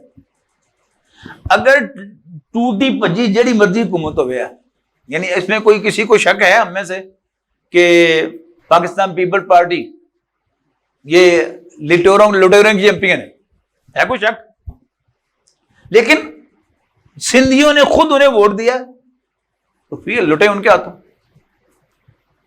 یعنی اگر یہی لٹیرے فوجی بن کے آ جائیں گے تو پھر ان کو موقع ملے گا سر اٹھانے کا، علیحدگی کی تحریک چلانے کا، اب نہیں ملے گا، ہے نا؟ تو اب یہی کام ہو، مطلب میں فرض کیجئے کوئی بھی سینٹر میں خواہ وہ نون لیگ کی حکومت ہوتی یا تحریک انصاف کی حکومت ہوتی، اور جو کچھ سندھ میں انہوں نے مچا رکھا ہے ادھم معاشی اعتبار سے لوٹ مار کا، اس کی بنیاد پر وہاں گورنر راج کرتے قائم، تو پھر کیا ہوتا؟ پھر وہی چیز آتے۔ تو اس بات کو سمجھے کہ خالص سیکولر بنیاد پر بھی جمہوریت، خواہ وہ لولی ہو یا لنگڑی ہو، وہ مارشل لا سے بہتر ہے، گورنر راج سے بہتر ہے۔ گورنر راج جو ہے وہ کس کا ہوتا ہے؟ وہ فیڈرل گورنمنٹ کا ہوتا ہے۔ تو اگر فیڈرل گورنمنٹ جو ہے وہ صوبائی حکومت کو برطرف کر کے اپنی حکومت قائم کرے گی تو پھر اس سے کیا ہوگا؟ پھر وہی بات ہوگی، احساس محرومی ہوگا۔ تو جو لانگ ٹرم تھنکنگ ہے اس کے اعتبار سے مارشل لا کبھی نہیں آنا چاہیے۔ انتخابات ہوتے رہنے چاہیے، ہوتے رہنے چاہیے، ہوتے رہنے چاہیے، اسی سے کشید ہوتا رہے گا اور بہتری آئے گی۔ بہتری نہیں آئے گی تو کم سے کم ملک تو نہیں ٹوٹے گا۔ یہ ہے اصل موضوع اس کا۔ Is that clear? یہ سمجھ میں آ گیا؟ چلوں آگے کہ یہ پڑھ کے سناؤں اب؟ چل آگے چلتا ہوں۔ اس میں کچھ جملے میں نے ہائی لائٹ کیے تھے وہ صرف سنا دیتا ہوں آپ کو۔ حاکمیت عوام کو ہم شرک سمجھتے ہیں، جتنا ڈٹ کر ڈاکٹر صاحب نے اس کو شرک کہا ہے وہ شاید کسی نے بھی نہیں کہا، لیکن اس کا ایک خاص سبب ہے۔ ترکی جیسے ملک کے لیے یہ سم قاتل نہیں ہے، لیکن ہمارے لیے یہ اس لیے ہے کہ یہ ہمارا ملک اسلام کے نام پر لیکن الیکشن کے ذریعے وجود میں آیا تھا، تو اس کی پیدائش یا جینیسس میں دو چیزیں شامل ہوئیں، ایک اسلام کا نعرہ، پاکستان کا مطلب کیا لا الہ الا اللہ، اور دوسرے ووٹ کا ذریعہ 1946 کے انتخابات میں مسلم لیگ کی فیصلہ کن کامیاب سے ہی پاکستان معرض وجود میں آیا۔ ٹھیک ہے نا؟ اس کے بعد کہتے ہیں مارشل لا کے بارے میں میرا یہ موقف اتنا مستقل ہے کہ جب 18 اگست 1980 کو ضیاء الحق مرحوم نے میری پہلی ملاقات ہوئی تو میں نے اسی وقت یہ کہا تھا کہ مارشل لا اس ملک کے لیے خودکشی کے مترادف ہے۔ پھر 1982 میں نے ضیاء الحق صاحب کی مجلس شورا میں اعلانیہ طور پر کہا کہ اگر آپ نے یہاں انتخابی عمل کو روکے رکھا تو آپ ذوالفقار کی شدت پسند سرگرمیوں کو جواز عطا کر دیں گے۔ ہم پی ایل او کو اپنی تشدد پسندانہ سرگرمیوں میں اسی لیے حق بجانب قرار دیتے ہیں کہ ان کے لیے کوئی اور راستہ کھلا نہیں رہا تھا۔ یہی معاملہ آج ہے کہ آپ نے الیکشن کا راستہ روک کر لوگوں کے لیے اظہار رائے اور اپنے حقوق کے حصول کا ذریعہ بند کر دیا ہے، جس کا رد عمل ہو کر رہے گا۔ پھر دسمبر سن 82 میں نے انہیں وہ خط بھی لکھا تھا جو جنگ میں بھی چھپا تھا کہ اگر آپ نے مارشل لا کا یہ تسلسل برقرار رکھا تو مجھے اندیشہ ہے کہ مستقبل کا مورخ کہیں یہ نہ لکھے کہ سن 1947 کے وقت جو عظیم ترین مسلمان مملکت قائم ہوئی تھی اسے پہلے تو سن 1971 میں 2 لخت کیا ایک شرابی اور زانی ٹولے یعنی یحییٰ خان اینڈ کمپنی نے، اور پھر اس کے مزید حصے بکھرے ایک ایسے شخص کے ہاتھوں ہوئے جو نمازی اور پرہیزگار آدمی تھا۔ بہرحال مارشل لاء کے بارے میں میرا یہ موقف آج نہیں بنا بلکہ مستقل اور دائم ہے، اور سن 1980 سے لے کر سن 1993 تک کم سے کم 13 برس کا تسلسل تو یہ ریکارڈ کے ساتھ ثابت کر سکتا ہوں۔ اس ضمن میں میرا دوسرا مشورہ یہ ہے کہ جب تک یہاں اسلامی انقلاب نہیں آتا، اسلامی ریاست قائم نہیں ہوتی، یہاں عصر حاضر کے معروف اور مسلمہ معیار پر سیاسی عمل یعنی انتخابی عمل جاری رہنا چاہیے۔ غیر مشروط، منصفانہ اور غیر جانبدارانہ انتخابات کا تسلسل ملکی سالمیت کے لیے ناگزیر ہے۔ میری اس بات پر عام طور پر ایک اعتراض وارد کیا جاتا ہے کہ ایک طرف آپ کہتے ہیں کہ الیکشن کے ذریعے اسلام نہیں آ سکتا، دوسری طرف آپ کا موقف یہ ہے کہ الیکشن ہوتے رہنے چاہیے، تو ان باتوں میں تضاد ہے۔ اس کا جواب میں ایک سادہ سی مثال سے دیا کرتا ہوں کہ ایک ہے کسی شخص کا مسلمان ہونا، ایک ہے اس کا زندہ رہنا۔ ان دونوں کے تقاضے جدا ہیں یا نہیں؟ زندہ رہنے کے لیے ہر انسان کو، خواہ وہ مسلمان ہو، ہندو ہو، سکھ ہو، پارسی ہو، عیسائی ہو، 3 چیزوں کی ضرورت ہوتی ہے، یعنی ہوا، پانی اور غذا۔ ان میں سے آپ ایک شے کو بھی روک دیں گے تو وہ مر جائے گا۔ ہوا رک گئی تو چند منٹوں میں ختم، پانی رک گیا تو چند دنوں میں ختم، اور غذا رک گئی تو شاید چند ہفتے گزار لے لیکن آخر کار مر جائے گا، چاہے وہ مومن ہو چاہے کافر۔ تو یہ زندہ رہنے کے تقاضے ہیں، جبکہ مسلمان ہونے کے تقاضے کچھ اور ہیں۔ اس کے لیے ایمان چاہیے، دل میں کسی قدر یقین والا ایمان ہوگا تبھی تو وہ مسلمان بنے گا۔ اسی پر قیاس کر دیجئے پاکستان کو، اسلامی ریاست بنانے کے تقاضے کچھ اور ہیں، یعنی منہج انقلاب نبوی پر مبنی انقلابی جدوجہد، اور پاکستان کی سالمیت کو برقرار رکھنے کے تقاضے کچھ اور ہیں۔ اگر یہاں پر آپ نے انتخابی عمل کو روکے رکھا یا مشکوک بنا دیا جسے عوام کا اعتماد حاصل نہ ہوا، تو یہ اس ملک کے لیے خودکشی کے مترادف ہے۔ اس کے نتیجے میں خاکم بدہن، اس کے ٹکڑے ہو جائیں گے، حصے بکھرے ہو جائیں گے۔ چنانچہ یہ عمل نہ صرف جاری رہنا چاہیے بلکہ اس انداز سے جاری رہنا چاہیے جیسے انگریزی کا مقولہ ہے، justice should not only be done, it should also appear to have been done۔ یعنی عدل صرف ہونا ہی نہیں چاہیے، عدل ہوتا دکھنا چاہیے۔ اچھا، اس میں بھی کچھ یعنی غلط فہمیاں بھی پیدا کی جاتی ہیں، اور وہ جو ایک تعصب ہے، یعنی مارشل لاء نہیں لگنا چاہیے۔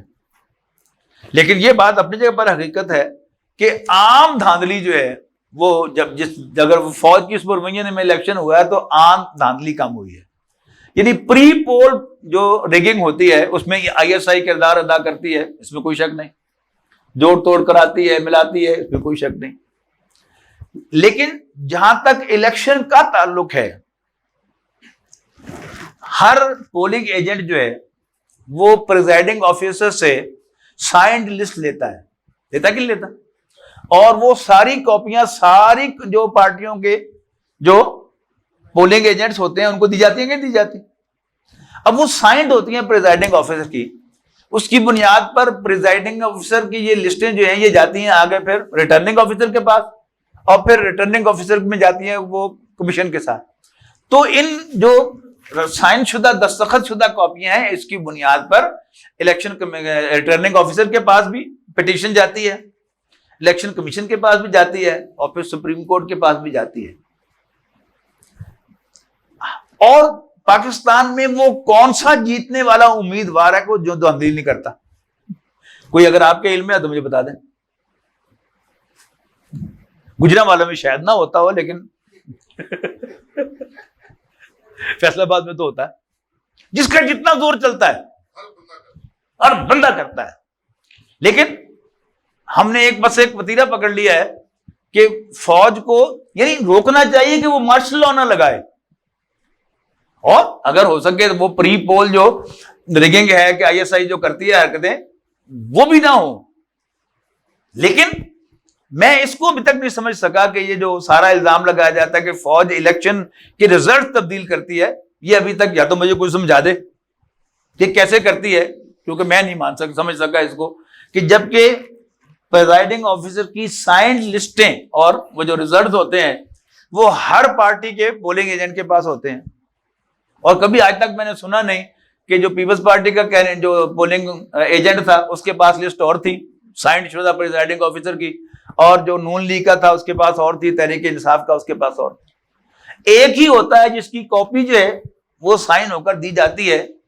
یہ ہارنے والا شخص ہمیشہ یہی کہتا ہے کہ جی روکنگ ہو گئی ہے، اور جو جیتنے والا کہتا ہے کہ ایسا فیر الیکشن ہوا ہی نہیں، حالانکہ اس نے بھی دھاندلی کی ہوتی ہے، ٹکا کے کی ہوتی ہے، جتنا بس چلتا ہے کی ہوتی ہے، اور اس نے بھی کی ہوتی ہے۔ لیکن اصل بات کو سمجھیں کہ مارشل لا نہیں لگنا چاہیے۔ ان تین مشوروں کی روشنی میں اب ہمیں حالات موجودہ کیا کرنا ہوگا؟ سب سے پہلی بات جو میں 1990 کے الیکشن کے بعد سے کہہ رہا ہوں یہ ہے کہ اس الیکشن کا مینڈیٹ مشکوک تھا، لہذا ایک غیر جانبدارانہ نگران حکومت کے زیر اہتمام نئے سرے سے الیکشن کرائے جائیں۔ مجھے بے نظیر کی قومی حکومت کی تجویز سے شدید اختلاف ہے، اس لیے کہ ایک قومی حکومت کا چلانا بہت مشکل شے ہے۔ ہم تو یہاں ایک پارٹی کی حکومت نہیں چلا سکتے، قومی حکومت چلانا تو اس سے 10 گنا زیادہ مشکل کام ہے۔ پھر یہ کہ اس قومی حکومت میں کیونکہ سب پارٹیاں شریک ہوں گی، لہذا ان کے لوگ اپنی اپنی پارٹیوں کے لیے کام کریں گے۔ میرے نزدیک غیر جانبدار حکومت یا تو ایسے ریٹائرڈ ججوں پر مشتمل ہو جو کوئی سیاسی وابستگیاں نہ رکھتے ہوں، یا ایسے ریٹائرڈ فوجی جنرلوں پر مشتمل ہو جو سیاسی وابستگیوں سے بالاتر ہوں، اور فوج کی نگرانی میں انتخابات ہوں۔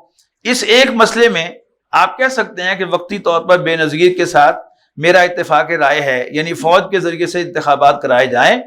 آخر ہمارے ملک کے اندر کوئی ارضی و سماوی آفت آ جاتی ہے تو فوج کو بلاتے ہیں یا نہیں؟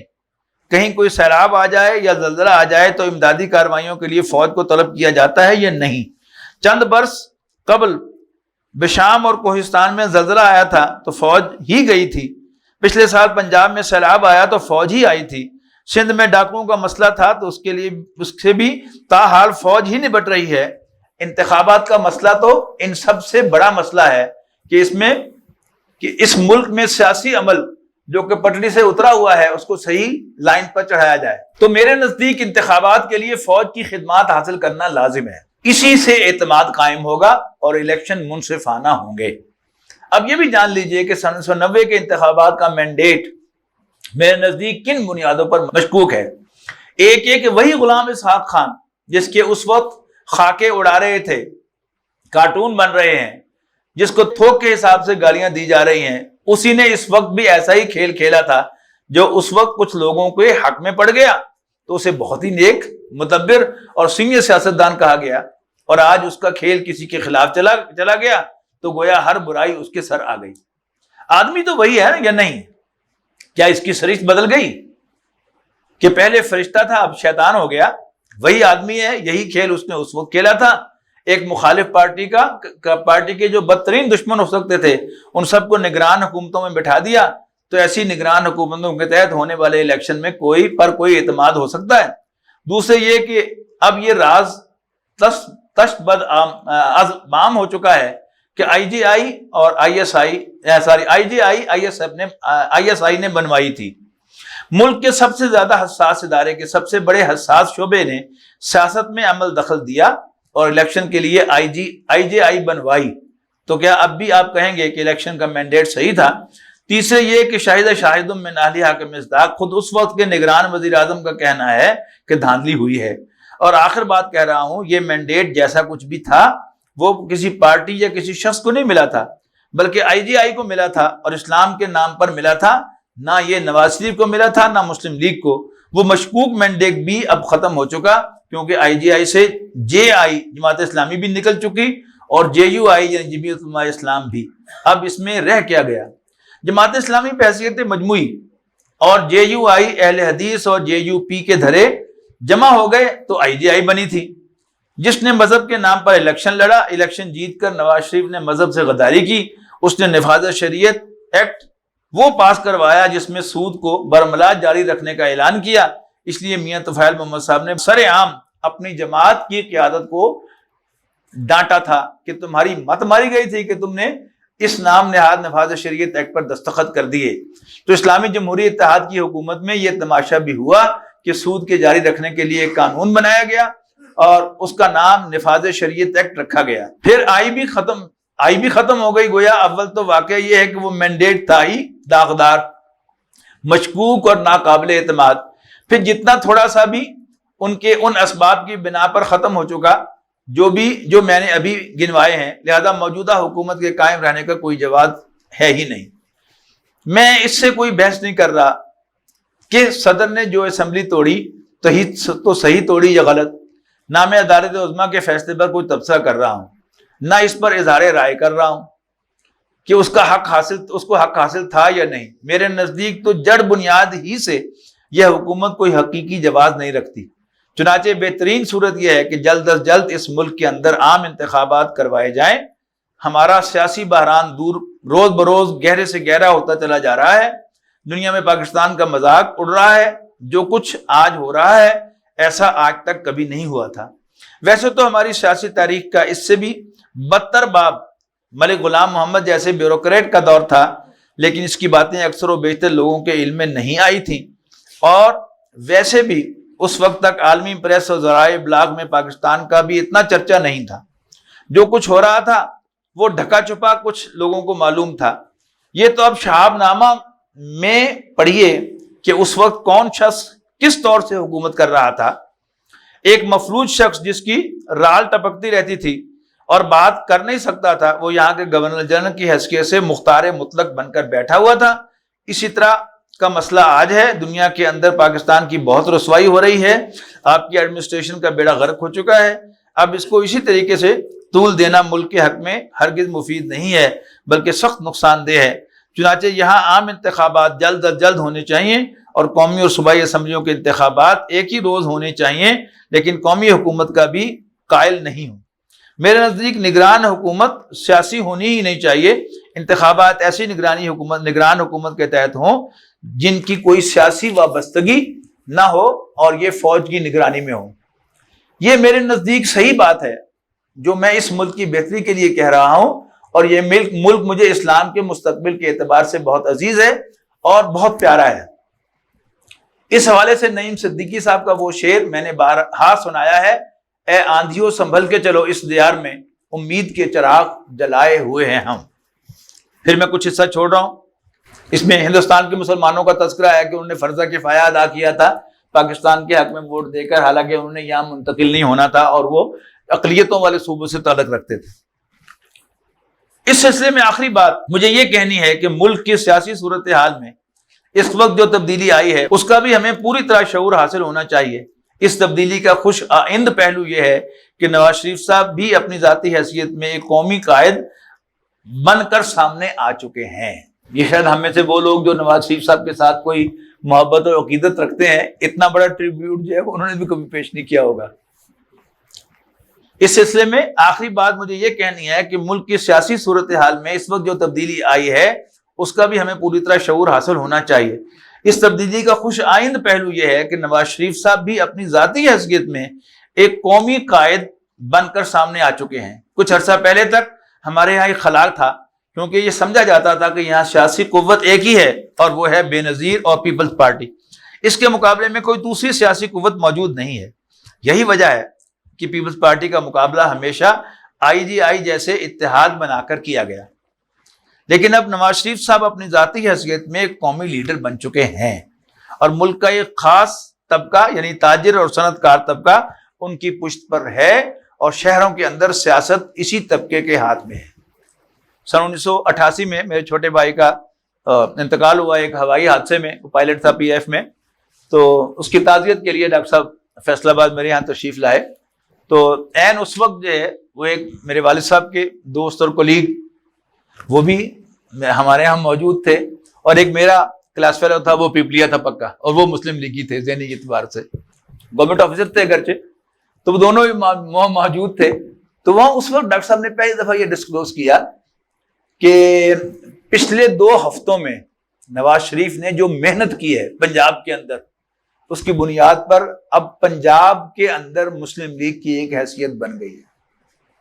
آخری جب یہ 9/11 کے بعد ڈاکٹر صاحب نے پھر اپنے آفس میں TV لگایا تھا اور وہ انٹرنیشنل خبریں وغیرہ سنتے تھے، لیکن میں حیران ہوتا ہوں کہ اس وقت ڈاکٹر صاحب کے گھر میں TV بھی نہیں تھا۔ صرف ایک اللہ تعالیٰ نے نظر دی ہوتی ہے نا، جس کو اللہ تعالیٰ نظر دیتا ہے وہ اس نظر سے دیکھتا ہے، یعنی دوروں کے درمیان، سفر کے دوران یا اخبار پڑھ کر ڈاکٹر صاحب یہ دیکھ رہے ہیں کہ جس پر یہ کہہ رہے ہیں کہ نواز شریف بھی اب ایک لیڈر بن کر ابھرا ہے، اور یہ بڑی اچھی بات ہے. اور شہروں کے اندر سیاست اسی طبقے کے ہاتھ میں ہے. میں سمجھتا ہوں کہ نواز شریف صاحب کے لیے فریش مینڈیٹ لینے کا یہ بہترین موقع ہے. میں نے انہیں ایک مشورہ اس وقت بھی دیا تھا جب مرکز میں بے نظیر کی حکومت بنی تھی اور وہ پنجاب میں وزیر اعلیٰ بنے تھے کہ خدا کے لیے آپ وزارت اعلیٰ کو اہمیت نہ دیں بلکہ آپ مسلم لیگ کو منظم کریں. خدا نے آپ کو اس کی صلاحیت دی ہے، آپ محنت کر سکتے ہیں، بھاگ دوڑ کر سکتے ہیں، لہذا آپ پارٹی کو منظم کریں. آج میں ان کو یہ مشورہ دے رہا ہوں کہ انہیں عام انتخابات کروا کے نئے سرے سے عوامی مینڈیٹ حاصل کر لینا چاہیے. یعنی آئی جی آئی کے پلیٹ فارم کی بجائے وہ مسلم لیگ کے پلیٹ فارم سے آئے، جس کے بعد وہ تیسری دفعہ وہ آئے تھے پھر گورنمنٹ کے اندر، یا تھوڑی دوسری دفعہ، تیسری دفعہ تو بعد میں آئے ہیں. عوامی مینڈیٹ حاصل کر لینا چاہیے. اس وقت ملک میں ان کے حق میں جتنی فضا سازگار ہے شاید اس کے بعد یہ پوزیشن برقرار نہ رہے، اس لیے کہ چاہے پارلیمانی سیاست ہو یا صدارتی سیاست، دنیا کے مروجہ اور مسلمہ سیاسی معیارات کے اعتبار سے جمہوری نظام میں دو مستحکم سیاسی پارٹیوں کا ایک دوسرے کے مد مقابل ہونا ضروری ہے. اگر ایک ہی پارٹی ہوگی تو سیاست کی گاڑی نہیں چلے گی. سیاست کے میدان میں ابھی مونو ریل دریافت نہیں ہوئی، اس میدان میں دو پہیے چاہیے، اور میں سمجھتا ہوں کہ اب ان میں وہ بصیرت پیدا ہو چکی ہے جو ایک سیاسی قائد کے لیے ضروری ہوتی ہے. انہیں بڑی پیاری بات کہی ہے کہ اب ہمیں یہ باتیں نہیں کرنی چاہیے کہ کون مارشل لاء کی چھتری کے نیچے پروان چڑھا اور مارشل لاء کا سہارا لے کر اقتدار میں آیا تھا، کیونکہ ان کو یہ گالی دی جاتی تھی کہ یہ تو در حقیقت جنرل ضیاء الحق کے پروردہ ہیں، ان کے مارشل لاء کا دودھ پی کر جوان ہوئے ہیں. تو انہوں نے اس کا ترکی بترکی جواب دیا ہے کہ بے نظیر کا باپ ذوالفقار علی بھٹو بھی تو مارشل لاء کی چھتری کے نیچے پروان چڑھا تھا، اور جب اس کی حکومت بنی تھی تب بھی سویلین مارشل لاء ایڈمنسٹریٹر کی حیثیت سے. لہذا ان بحثوں کو چھوڑ دو، ان کا کوئی فائدہ نہیں ہے. اب تو آگے کی بات کرنی چاہیے کہ دونوں پارٹیاں ایک دوسرے کے بد مقابل آئیں، الیکشن لڑیں، ایک کو حکومت کا مینڈیٹ ملتا ہے تو دوسرا اسے تسلیم کرے اور اپوزیشن کا کردار ادا کرے. وہ لطیفے کی بات سنا رہا ہوں آپ کو کہ وہ جیسے ہوتا تھا نا کہ کبھی کوئی پارٹی آ گئی، کبھی کوئی پارٹی آ گئی اور خبریں آ رہی ہیں. تو ایک ملازمہ چنوٹ کی ہمارے گھر کام کرتی تھی، تو خبریں سنتے سنتے کہتی ہے اے نواز شریف کاغل کیوں جو دیندہ بے نظیر نو، طلاق کیوں نہیں دے دیتا.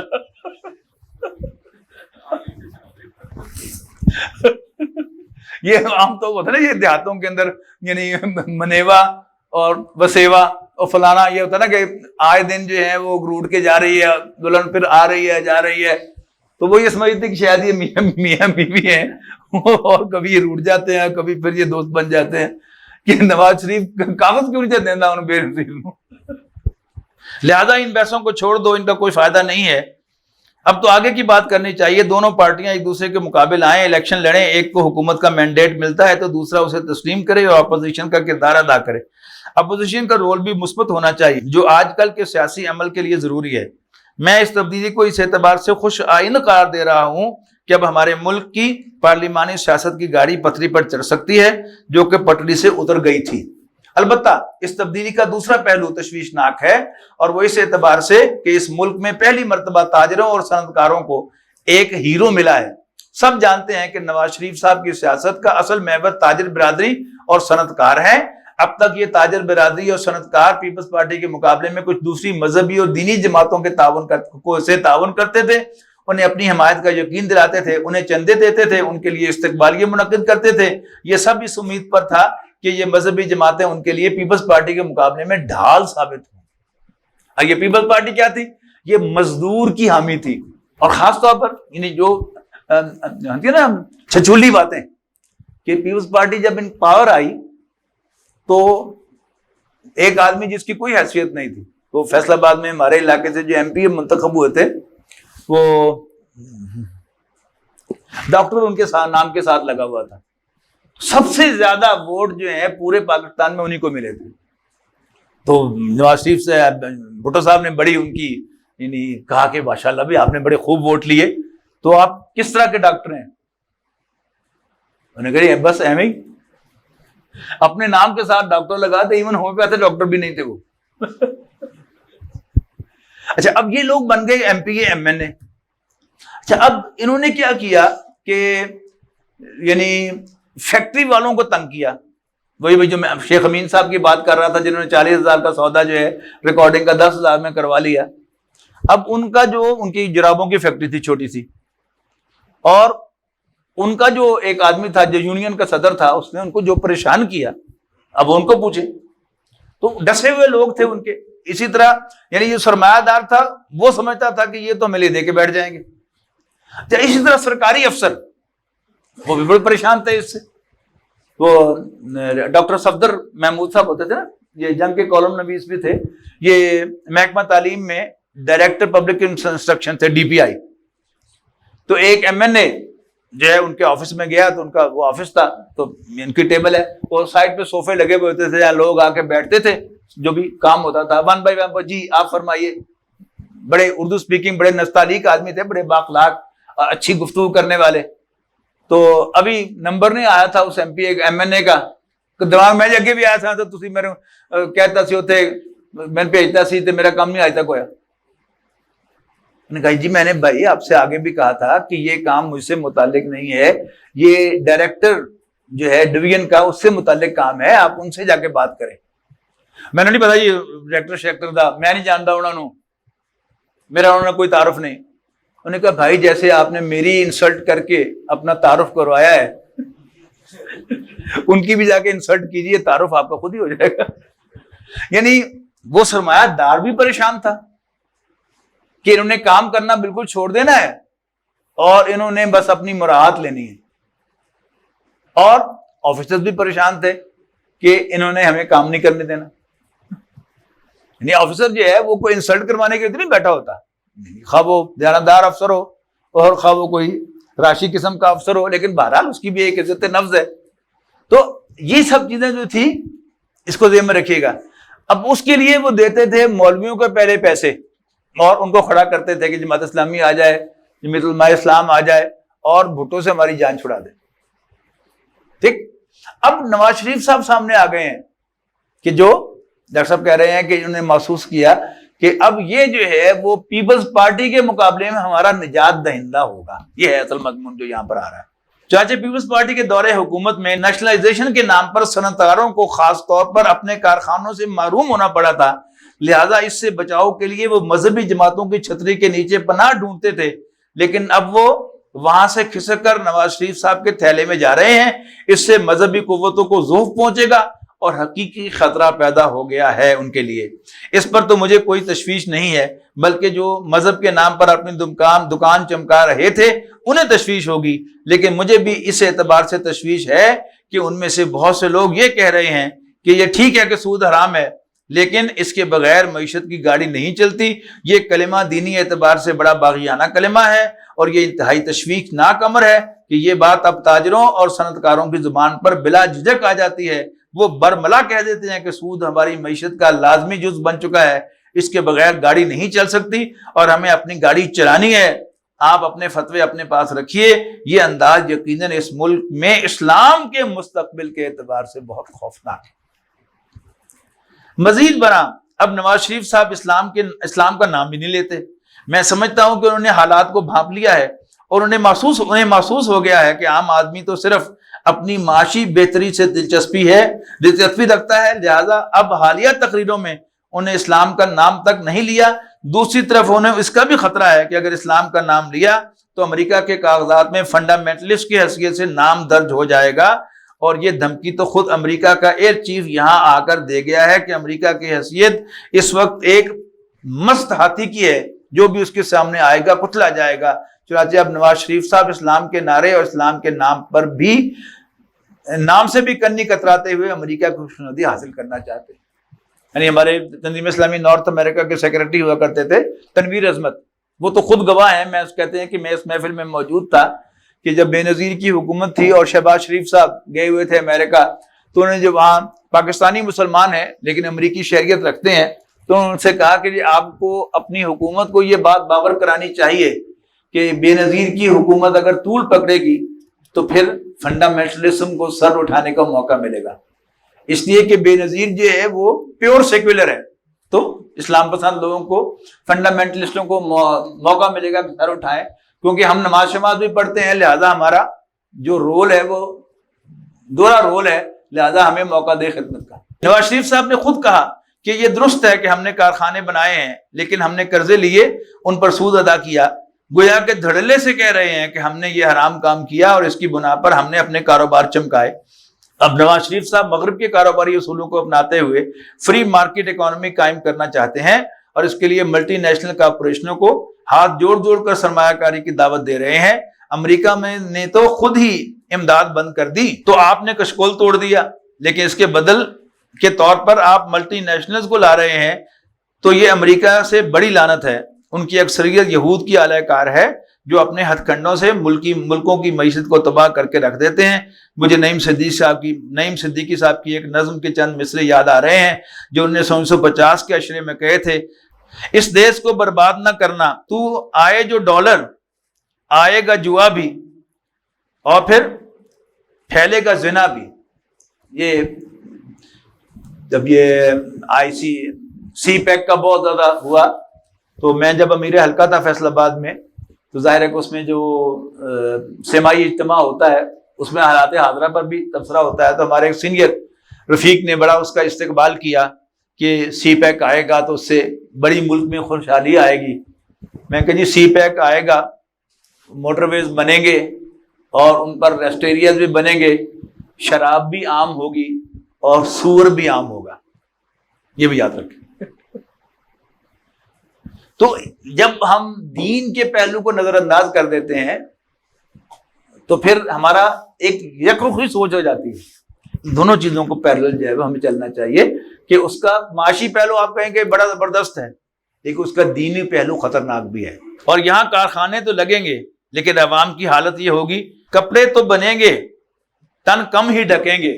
यानी माशी तरक्की होगी, टेक्सटाइल मिलें लगेंगी, लेकिन तो क्या उसमें तमाम औरतें जो हैं वो लिबास पहनना शुरू कर देंगी शरई? नहीं।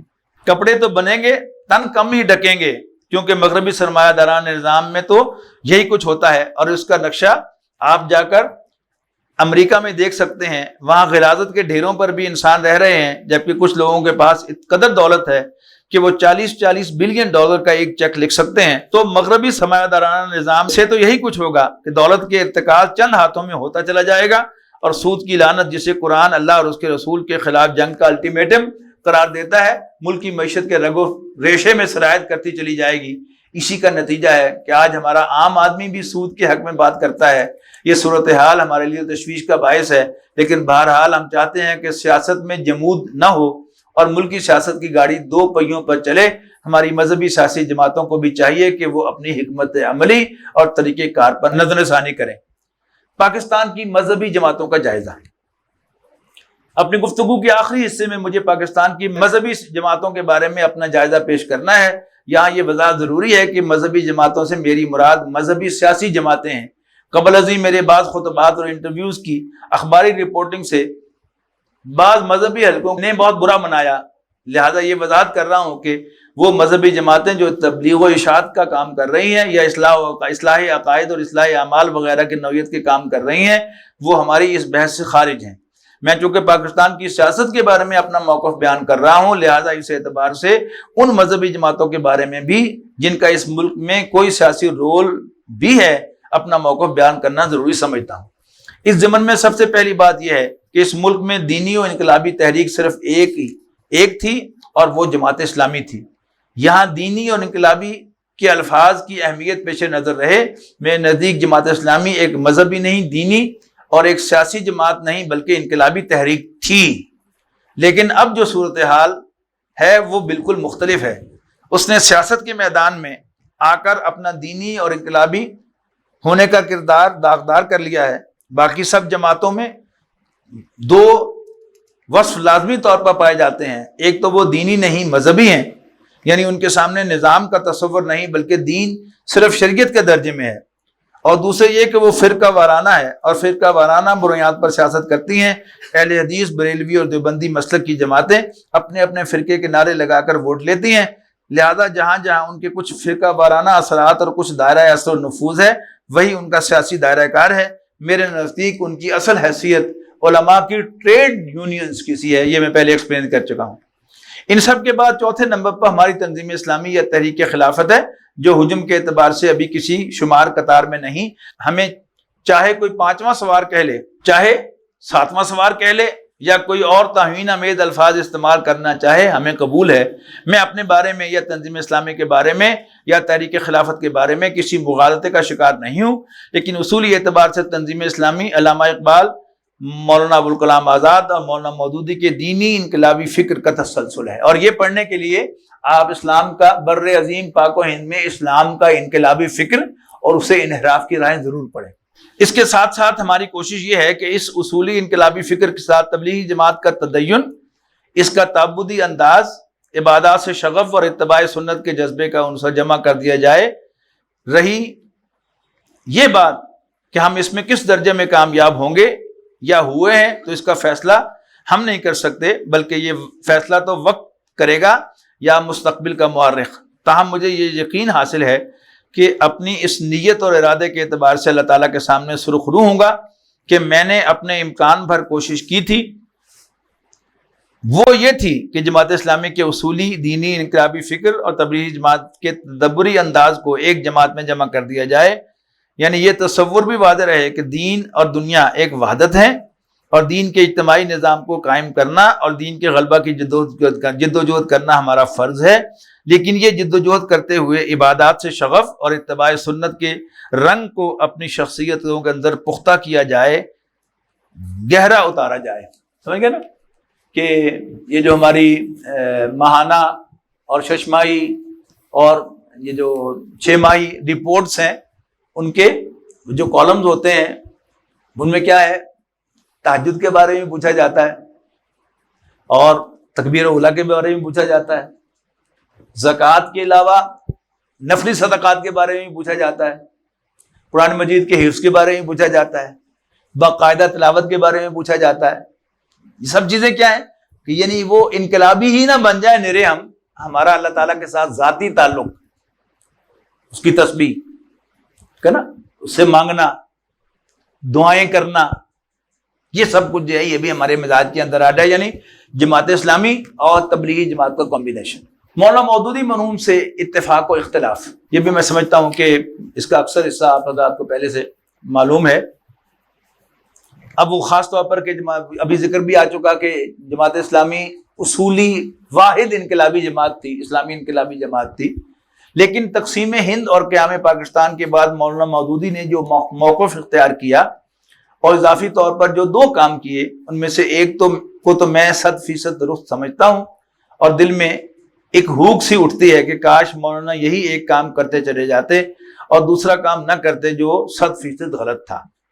قیام پاکستان کے بعد صحیح کام دستور اسلامی کا مطالبہ تھا. انہوں نے اس کے لیے مہم چلائی کہ آپ نے پاکستان اسلام کے نام پر بنایا ہے، اب یہاں دستور بھی اسلامی ہونا چاہیے. مولانا مودودی یہ مطالبہ لے کر کھڑے ہوئے تو پوری قوم نے ان کا ساتھ دیا اور ان کی آواز میں آواز ملائی. اور چونکہ اس وقت تک جماعت اسلامی ایک سیاسی پارٹی نہیں تھی، لہذا مسلم لیگ کے مخلص لوگوں نے بھی اس مطالبے کی حمایت کی. یہاں تک کہ قرارداد مقاصد پاس کرانے میں فیصلہ کن کردار مولانا شبیر احمد عثمانی رحمۃ اللہ علیہ نے ادا کیا. انہوں نے دستور ساز اسمبلی میں یہ دھمکی دی تھی کہ اگر تم نے یہ قرارداد پاس نہ کی تو میں بھی استعفیٰ دے کر جاتا ہوں اور عوام کو بتاتا ہوں کہ مسلم لیگ نے اسلام کے نام پر اسلام کا نام لے کر دھوکہ دیا تھا. اس دھمکی کی بنیاد پر قرارداد مقاصد پاس ہوئی، لیکن وہ جماعت اسلامی کے آدمی تو نہیں تھے، وہ مسلم لیگی تھے، قائد اعظم کے سپاہی تھے.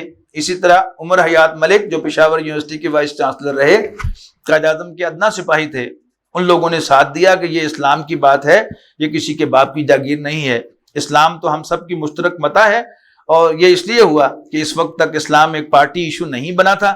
اس راستے پر قدم آگے بڑھنے چاہیے تھے اور یہی ایک کام جاری رہنا چاہیے تھا. قرارداد مقاصد کی منظوری کے بعد اسلامی دستور کی طرف عوامی دباؤ کے ساتھ قدم بقدم آگے بڑھنا چاہیے تھا. اس کے لیے رائے عامہ کو مزید منظم کر کے اس میں تمام طبقات کا تعاون حاصل کرنے کی ضرورت تھی. لیکن دوسرے قدم نے بیڑا غرق کر دیا. 1951 کے الیکشن میں حصہ لے کر جماعت اسلامی ایک سیاسی پارٹی کی حیثیت اختیار کر گئی اور اس طرح اس نے مذہب کو ایک پارٹی ایشو بنا دیا. پھر چھوڑ کر جماعت اسلامی کے تیسرے دور کا آغاز 1958 سے ہوتا ہے. 1958 میں ایوب خان کے مارشل لاء کے بعد مولانا مودودی مرحوم نے جو لایا عمل اختیار کیا وہ 50% درست تھا اور 50% غلط. درست یہ کہ مارشل لاء کی مخالفت کی، جو آج ہم بھی کر رہے ہیں، کیونکہ مارشل لاء اس ملک کے لیے زہر قاتل ہے. لیکن 50% غلطی یہ ہوئی کہ بحالی جمہوریت کے لیے سیکولر قوتوں کے ساتھ مل کر اپنی ساری توانائی اس کام میں صرف. حالانکہ دیکھنا یہ چاہیے تھا کہ سیکولر جماعتوں کی جدوجہد سے جو جمہوریت آئے گی وہ تو سیکولر جمہوریت ہوگی، آپ کا اس میں کیا بھلا ہوگا اور اسلام کا اس میں کیا بھلا ہوگا.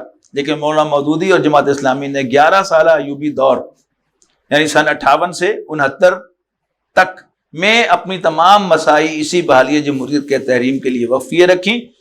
اس کا نقصان جماعت کو یہ ہوا کہ اس کی اپنی تنظیمی بنیادیں مستحکم نہ ہوئیں، اپنے کارکنوں کی تربیت پر توجہ نہ دی جا سکی، جس کے نتیجے میں وہ اصل قوت فراہم نہ ہو سکی کہ اپنے بل پر کھڑے ہو کر باطل نظام کو چیلنج کیا جا سکے، بلکہ اپنی قوتیں ضائع کر دیں. مولانا مودودی مرحوم کی زندگی میں جماعت کے یہ 3 دور ہیں.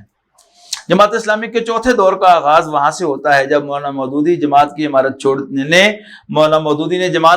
چھوڑ دی اور میاں طفیل محمد صاحب امیر جماعت بنے. یہ چوتھا دور گومگو کا دور ہے. اس سے پہلے 11 سالہ دور میں جمہوریت کے لیے جہاد کیا گیا تھا اور مارشل لاء کی مخالفت کی گئی تھی، لیکن اس دور میں ضیاء الحق صاحب کے مارشل لاء سے تعاون کیا گیا. اس کے بارے میں زیادہ تفصیل میں نہیں جانا چاہتا.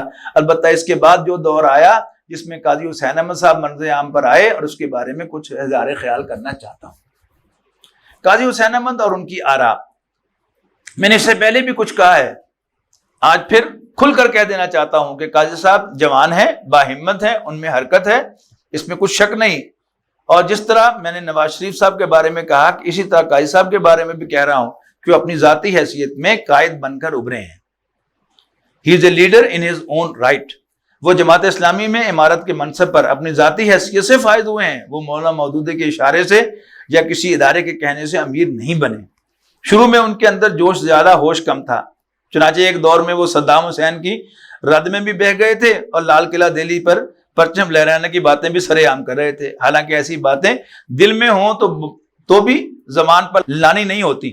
کسی قائد کو ایسی بات زبان سے نکالنا زیب نہیں دیتا. دل میں ایسی امنگ ضرور ہونی چاہیے اور اس کے لیے کوشش بھی کرتے رہنا چاہیے. خود رسول اللہ صلی اللہ علیہ وسلم نے فرمایا استعینوا علی الحوائج بالکتمان. اپنے ارادوں کو مخفی رکھ کر اپنی ضرورتیں پوری کرو. یہ نہیں کہ آپ اپنے سارے کارڈ ٹیبل پر رکھ دیں، اس سے تو دنیا کو آپ کے خلاف زبان کھولنے کا موقع مل جائے گا. اس اعتبار سے ان میں ہوش کی کمی اور جوش کی زیادتی رہی ہے، لیکن اب ان میں کچھ سنجیدگی آئی ہے. مجھے قاضی حسین احمد صاحب کی 3 باتوں سے 100% اتفاق ہے.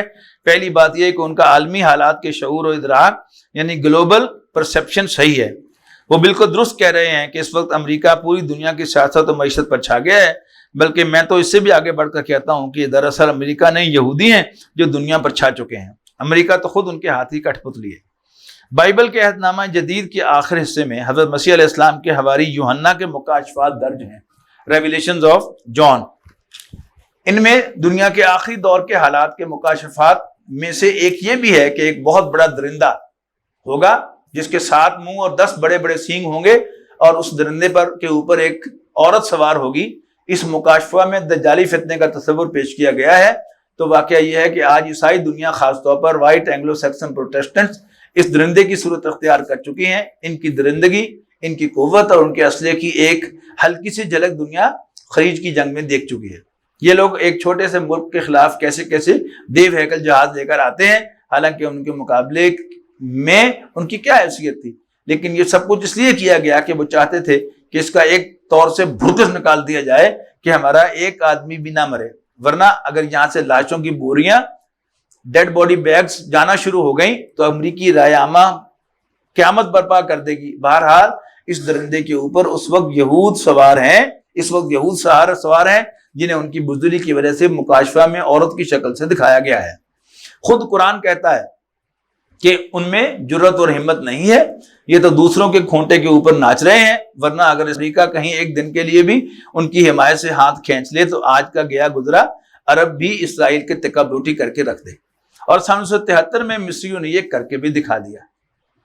اس کے بعد کچھ چھوڑ کر تو قاضی صاحب کا یہ فرمانا درست ہے کہ اس وقت امریکہ دنیا پر چھایا ہوا ہے اور یہ بات بھی درست ہے کہ پاکستان کی تمام سیاسی قوتیں امریکہ کے سامنے سربسجود ہیں، خواہ وہ بے نظیر اور ان کی پیپلز پارٹی ہو اور خواہ وہ نواز شریف اور ان کے ساتھی ہوں، اس میں کوئی شک نہیں۔ دوسرے یہ کہ اندرونی طور پر ملک کے بارے میں ان کا یہ ادراک درست ہے جس کا وہ بارملا اظہار کر رہے ہیں کہ اس ملک سے جب تک سرمایہ داری اور جاگیرداری کا جنازہ نہیں نکلتا حالات بہتر نہیں ہو سکتے۔ جب تک سیاست ان لوگوں کے ہاتھ میں ہے کوئی مثبت تبدیلی نہیں آ سکتی۔ ان کی یہ بات بالکل درست ہے، اگرچہ ان کا عمل اس کے خلاف ہے۔ وہ سرمایہ داروں اور جاگیرداروں کے جنازے نکالنے کی بات 1990 کے انتخابات سے پہلے کر رہے تھے، لیکن پھر انہی سرمایہ داروں اور جاگیرداروں کے ساتھ IGI میں شریک ہو گئے۔ بہرحال ریپیٹیشن کی حد تک ان کی یہ بات درست ہے، اور اس سے کون اختلاف کی جرت کرے گا؟ اس بارے میں علامہ اقبال نے کہا تھا، کب ڈوبے گا سرمایہ پرستی کا سفینہ، دنیا ہے تیری منتظر اے روز مکافات۔ میرے خیال میں جو اصل مضمون جو ہے وہ آ گیا ہے، بس تھوڑا سا ایک اور میں نے نوٹ لکھا ہوا ہے وہ پڑھنے کے ساتھ۔ بہرحال قاضی صاحب کی یہ 3 باتیں وہ ہیں جو متفق گردید رائے ابو علی بار رائے من کے مصداق، ان کے بارے میں میری رائے قاضی صاحب کی رائے سے موافقت رکھتی ہے، لیکن میرے نزدیک ان تینوں باتوں کا منطقی نتیجہ یہ ہے کہ آپ انتخابی میدان سے پسپائی اختیار کریں۔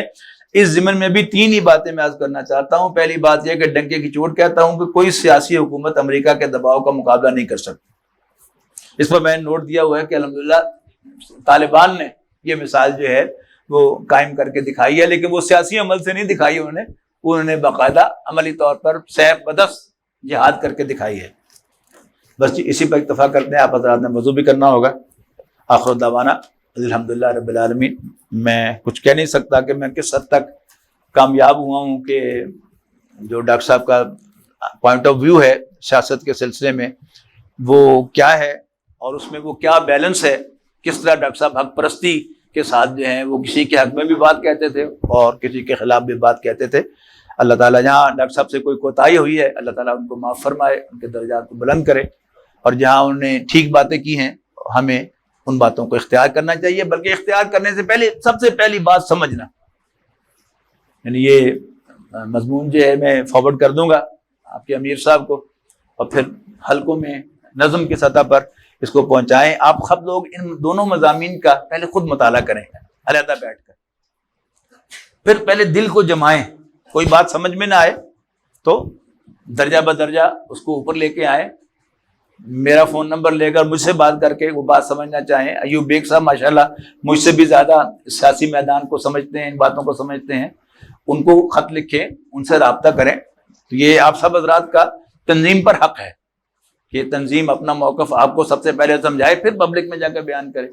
آپ کو کوئی بات سمجھ نہ آئے تو اپنے مقامی نظم سے رابطہ کریں، میں حاضر ہوں اس کے لیے، آج آیا ہوں، پھر بھی نظم کے تحت آپ مجھے بلائیں گے تو انشاءاللہ میں حاضر ہوں گا، ٹھیک ہے نا۔ آپ بیگ صاحب کو خط لکھ دیں، میرے ساتھ رابطہ کر لیں فون پر، یہ سب آپشنز آپ کے پاس موجود ہیں۔ لیکن جس کام کا بیڑا ہم نے اٹھایا ہے اس کو بڑی کلیئرٹی کے ساتھ ہمیں کرنا چاہیے۔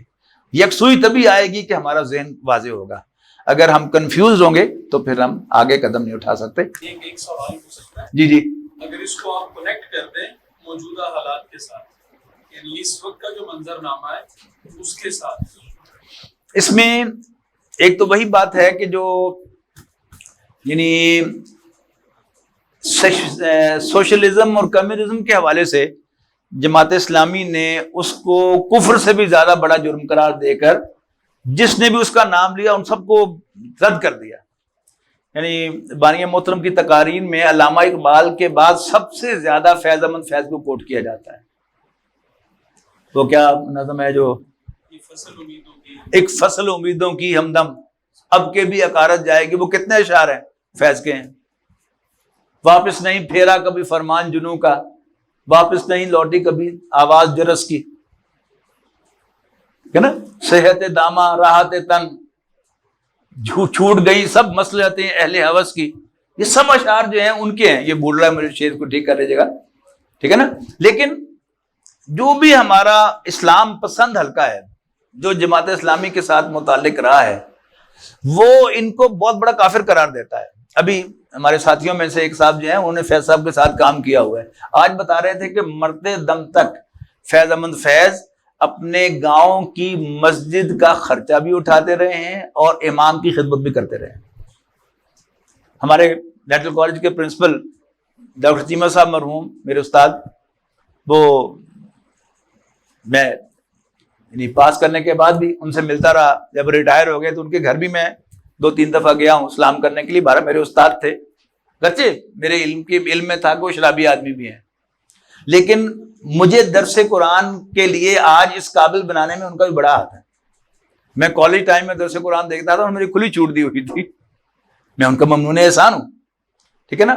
تو انہوں نے مجھے بتایا کہ وہ ان کی اہلیہ کے چچا تھے. انہوں نے مجھے بتایا کہ وہ حافظ قرآن تھے، فیض احمد فیض، اور وہ جیل میں درس قرآن دیا کرتے تھے، لیکن کبھی اور کسی نے بتایا ہی نہیں.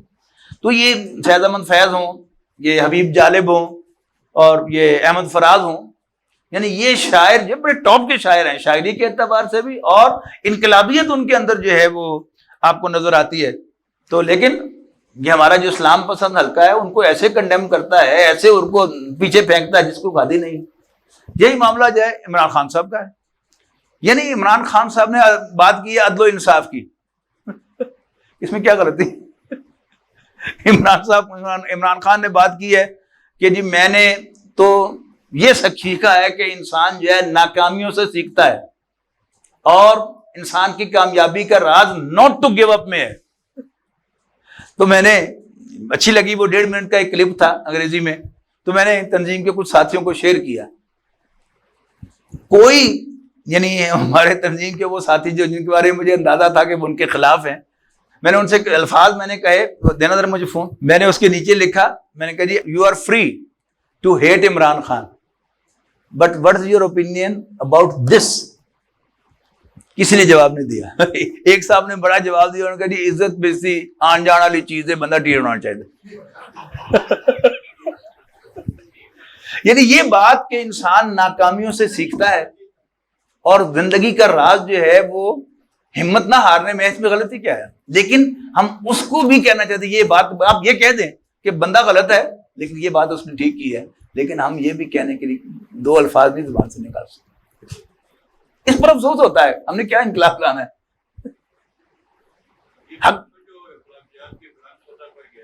جی آپ کہیں کہ وہ غلط کیا اس نے، بالکل کہیں، کون روکتا ہے آپ کو؟ جی نہیں میں تو کہا ہے کہ you are allowed to hate ہم، اس سے بڑا لفظ کو ہو سکتا. لیکن اس بیان کے بارے میں آپ کی کیا رائے ہے؟ میں تو کہہ رہا ہوں کہ آپ کو ہیٹ کرنے کی اجازت ہے، بہت بڑا لفظ ہے ہیٹ، تو آپ کریں ہیٹ. آپ کو ایک بات بھی ناپسند ہے، لیکن آپ میں اتنی جرت ہونی چاہیے کہ بندہ غلط ہے لیکن یہ بات اس نے ٹھیک کی ہے. ہم تو یہ بھی نہیں کہتے. آخر دعوانا الحمدللہ رب العالمین.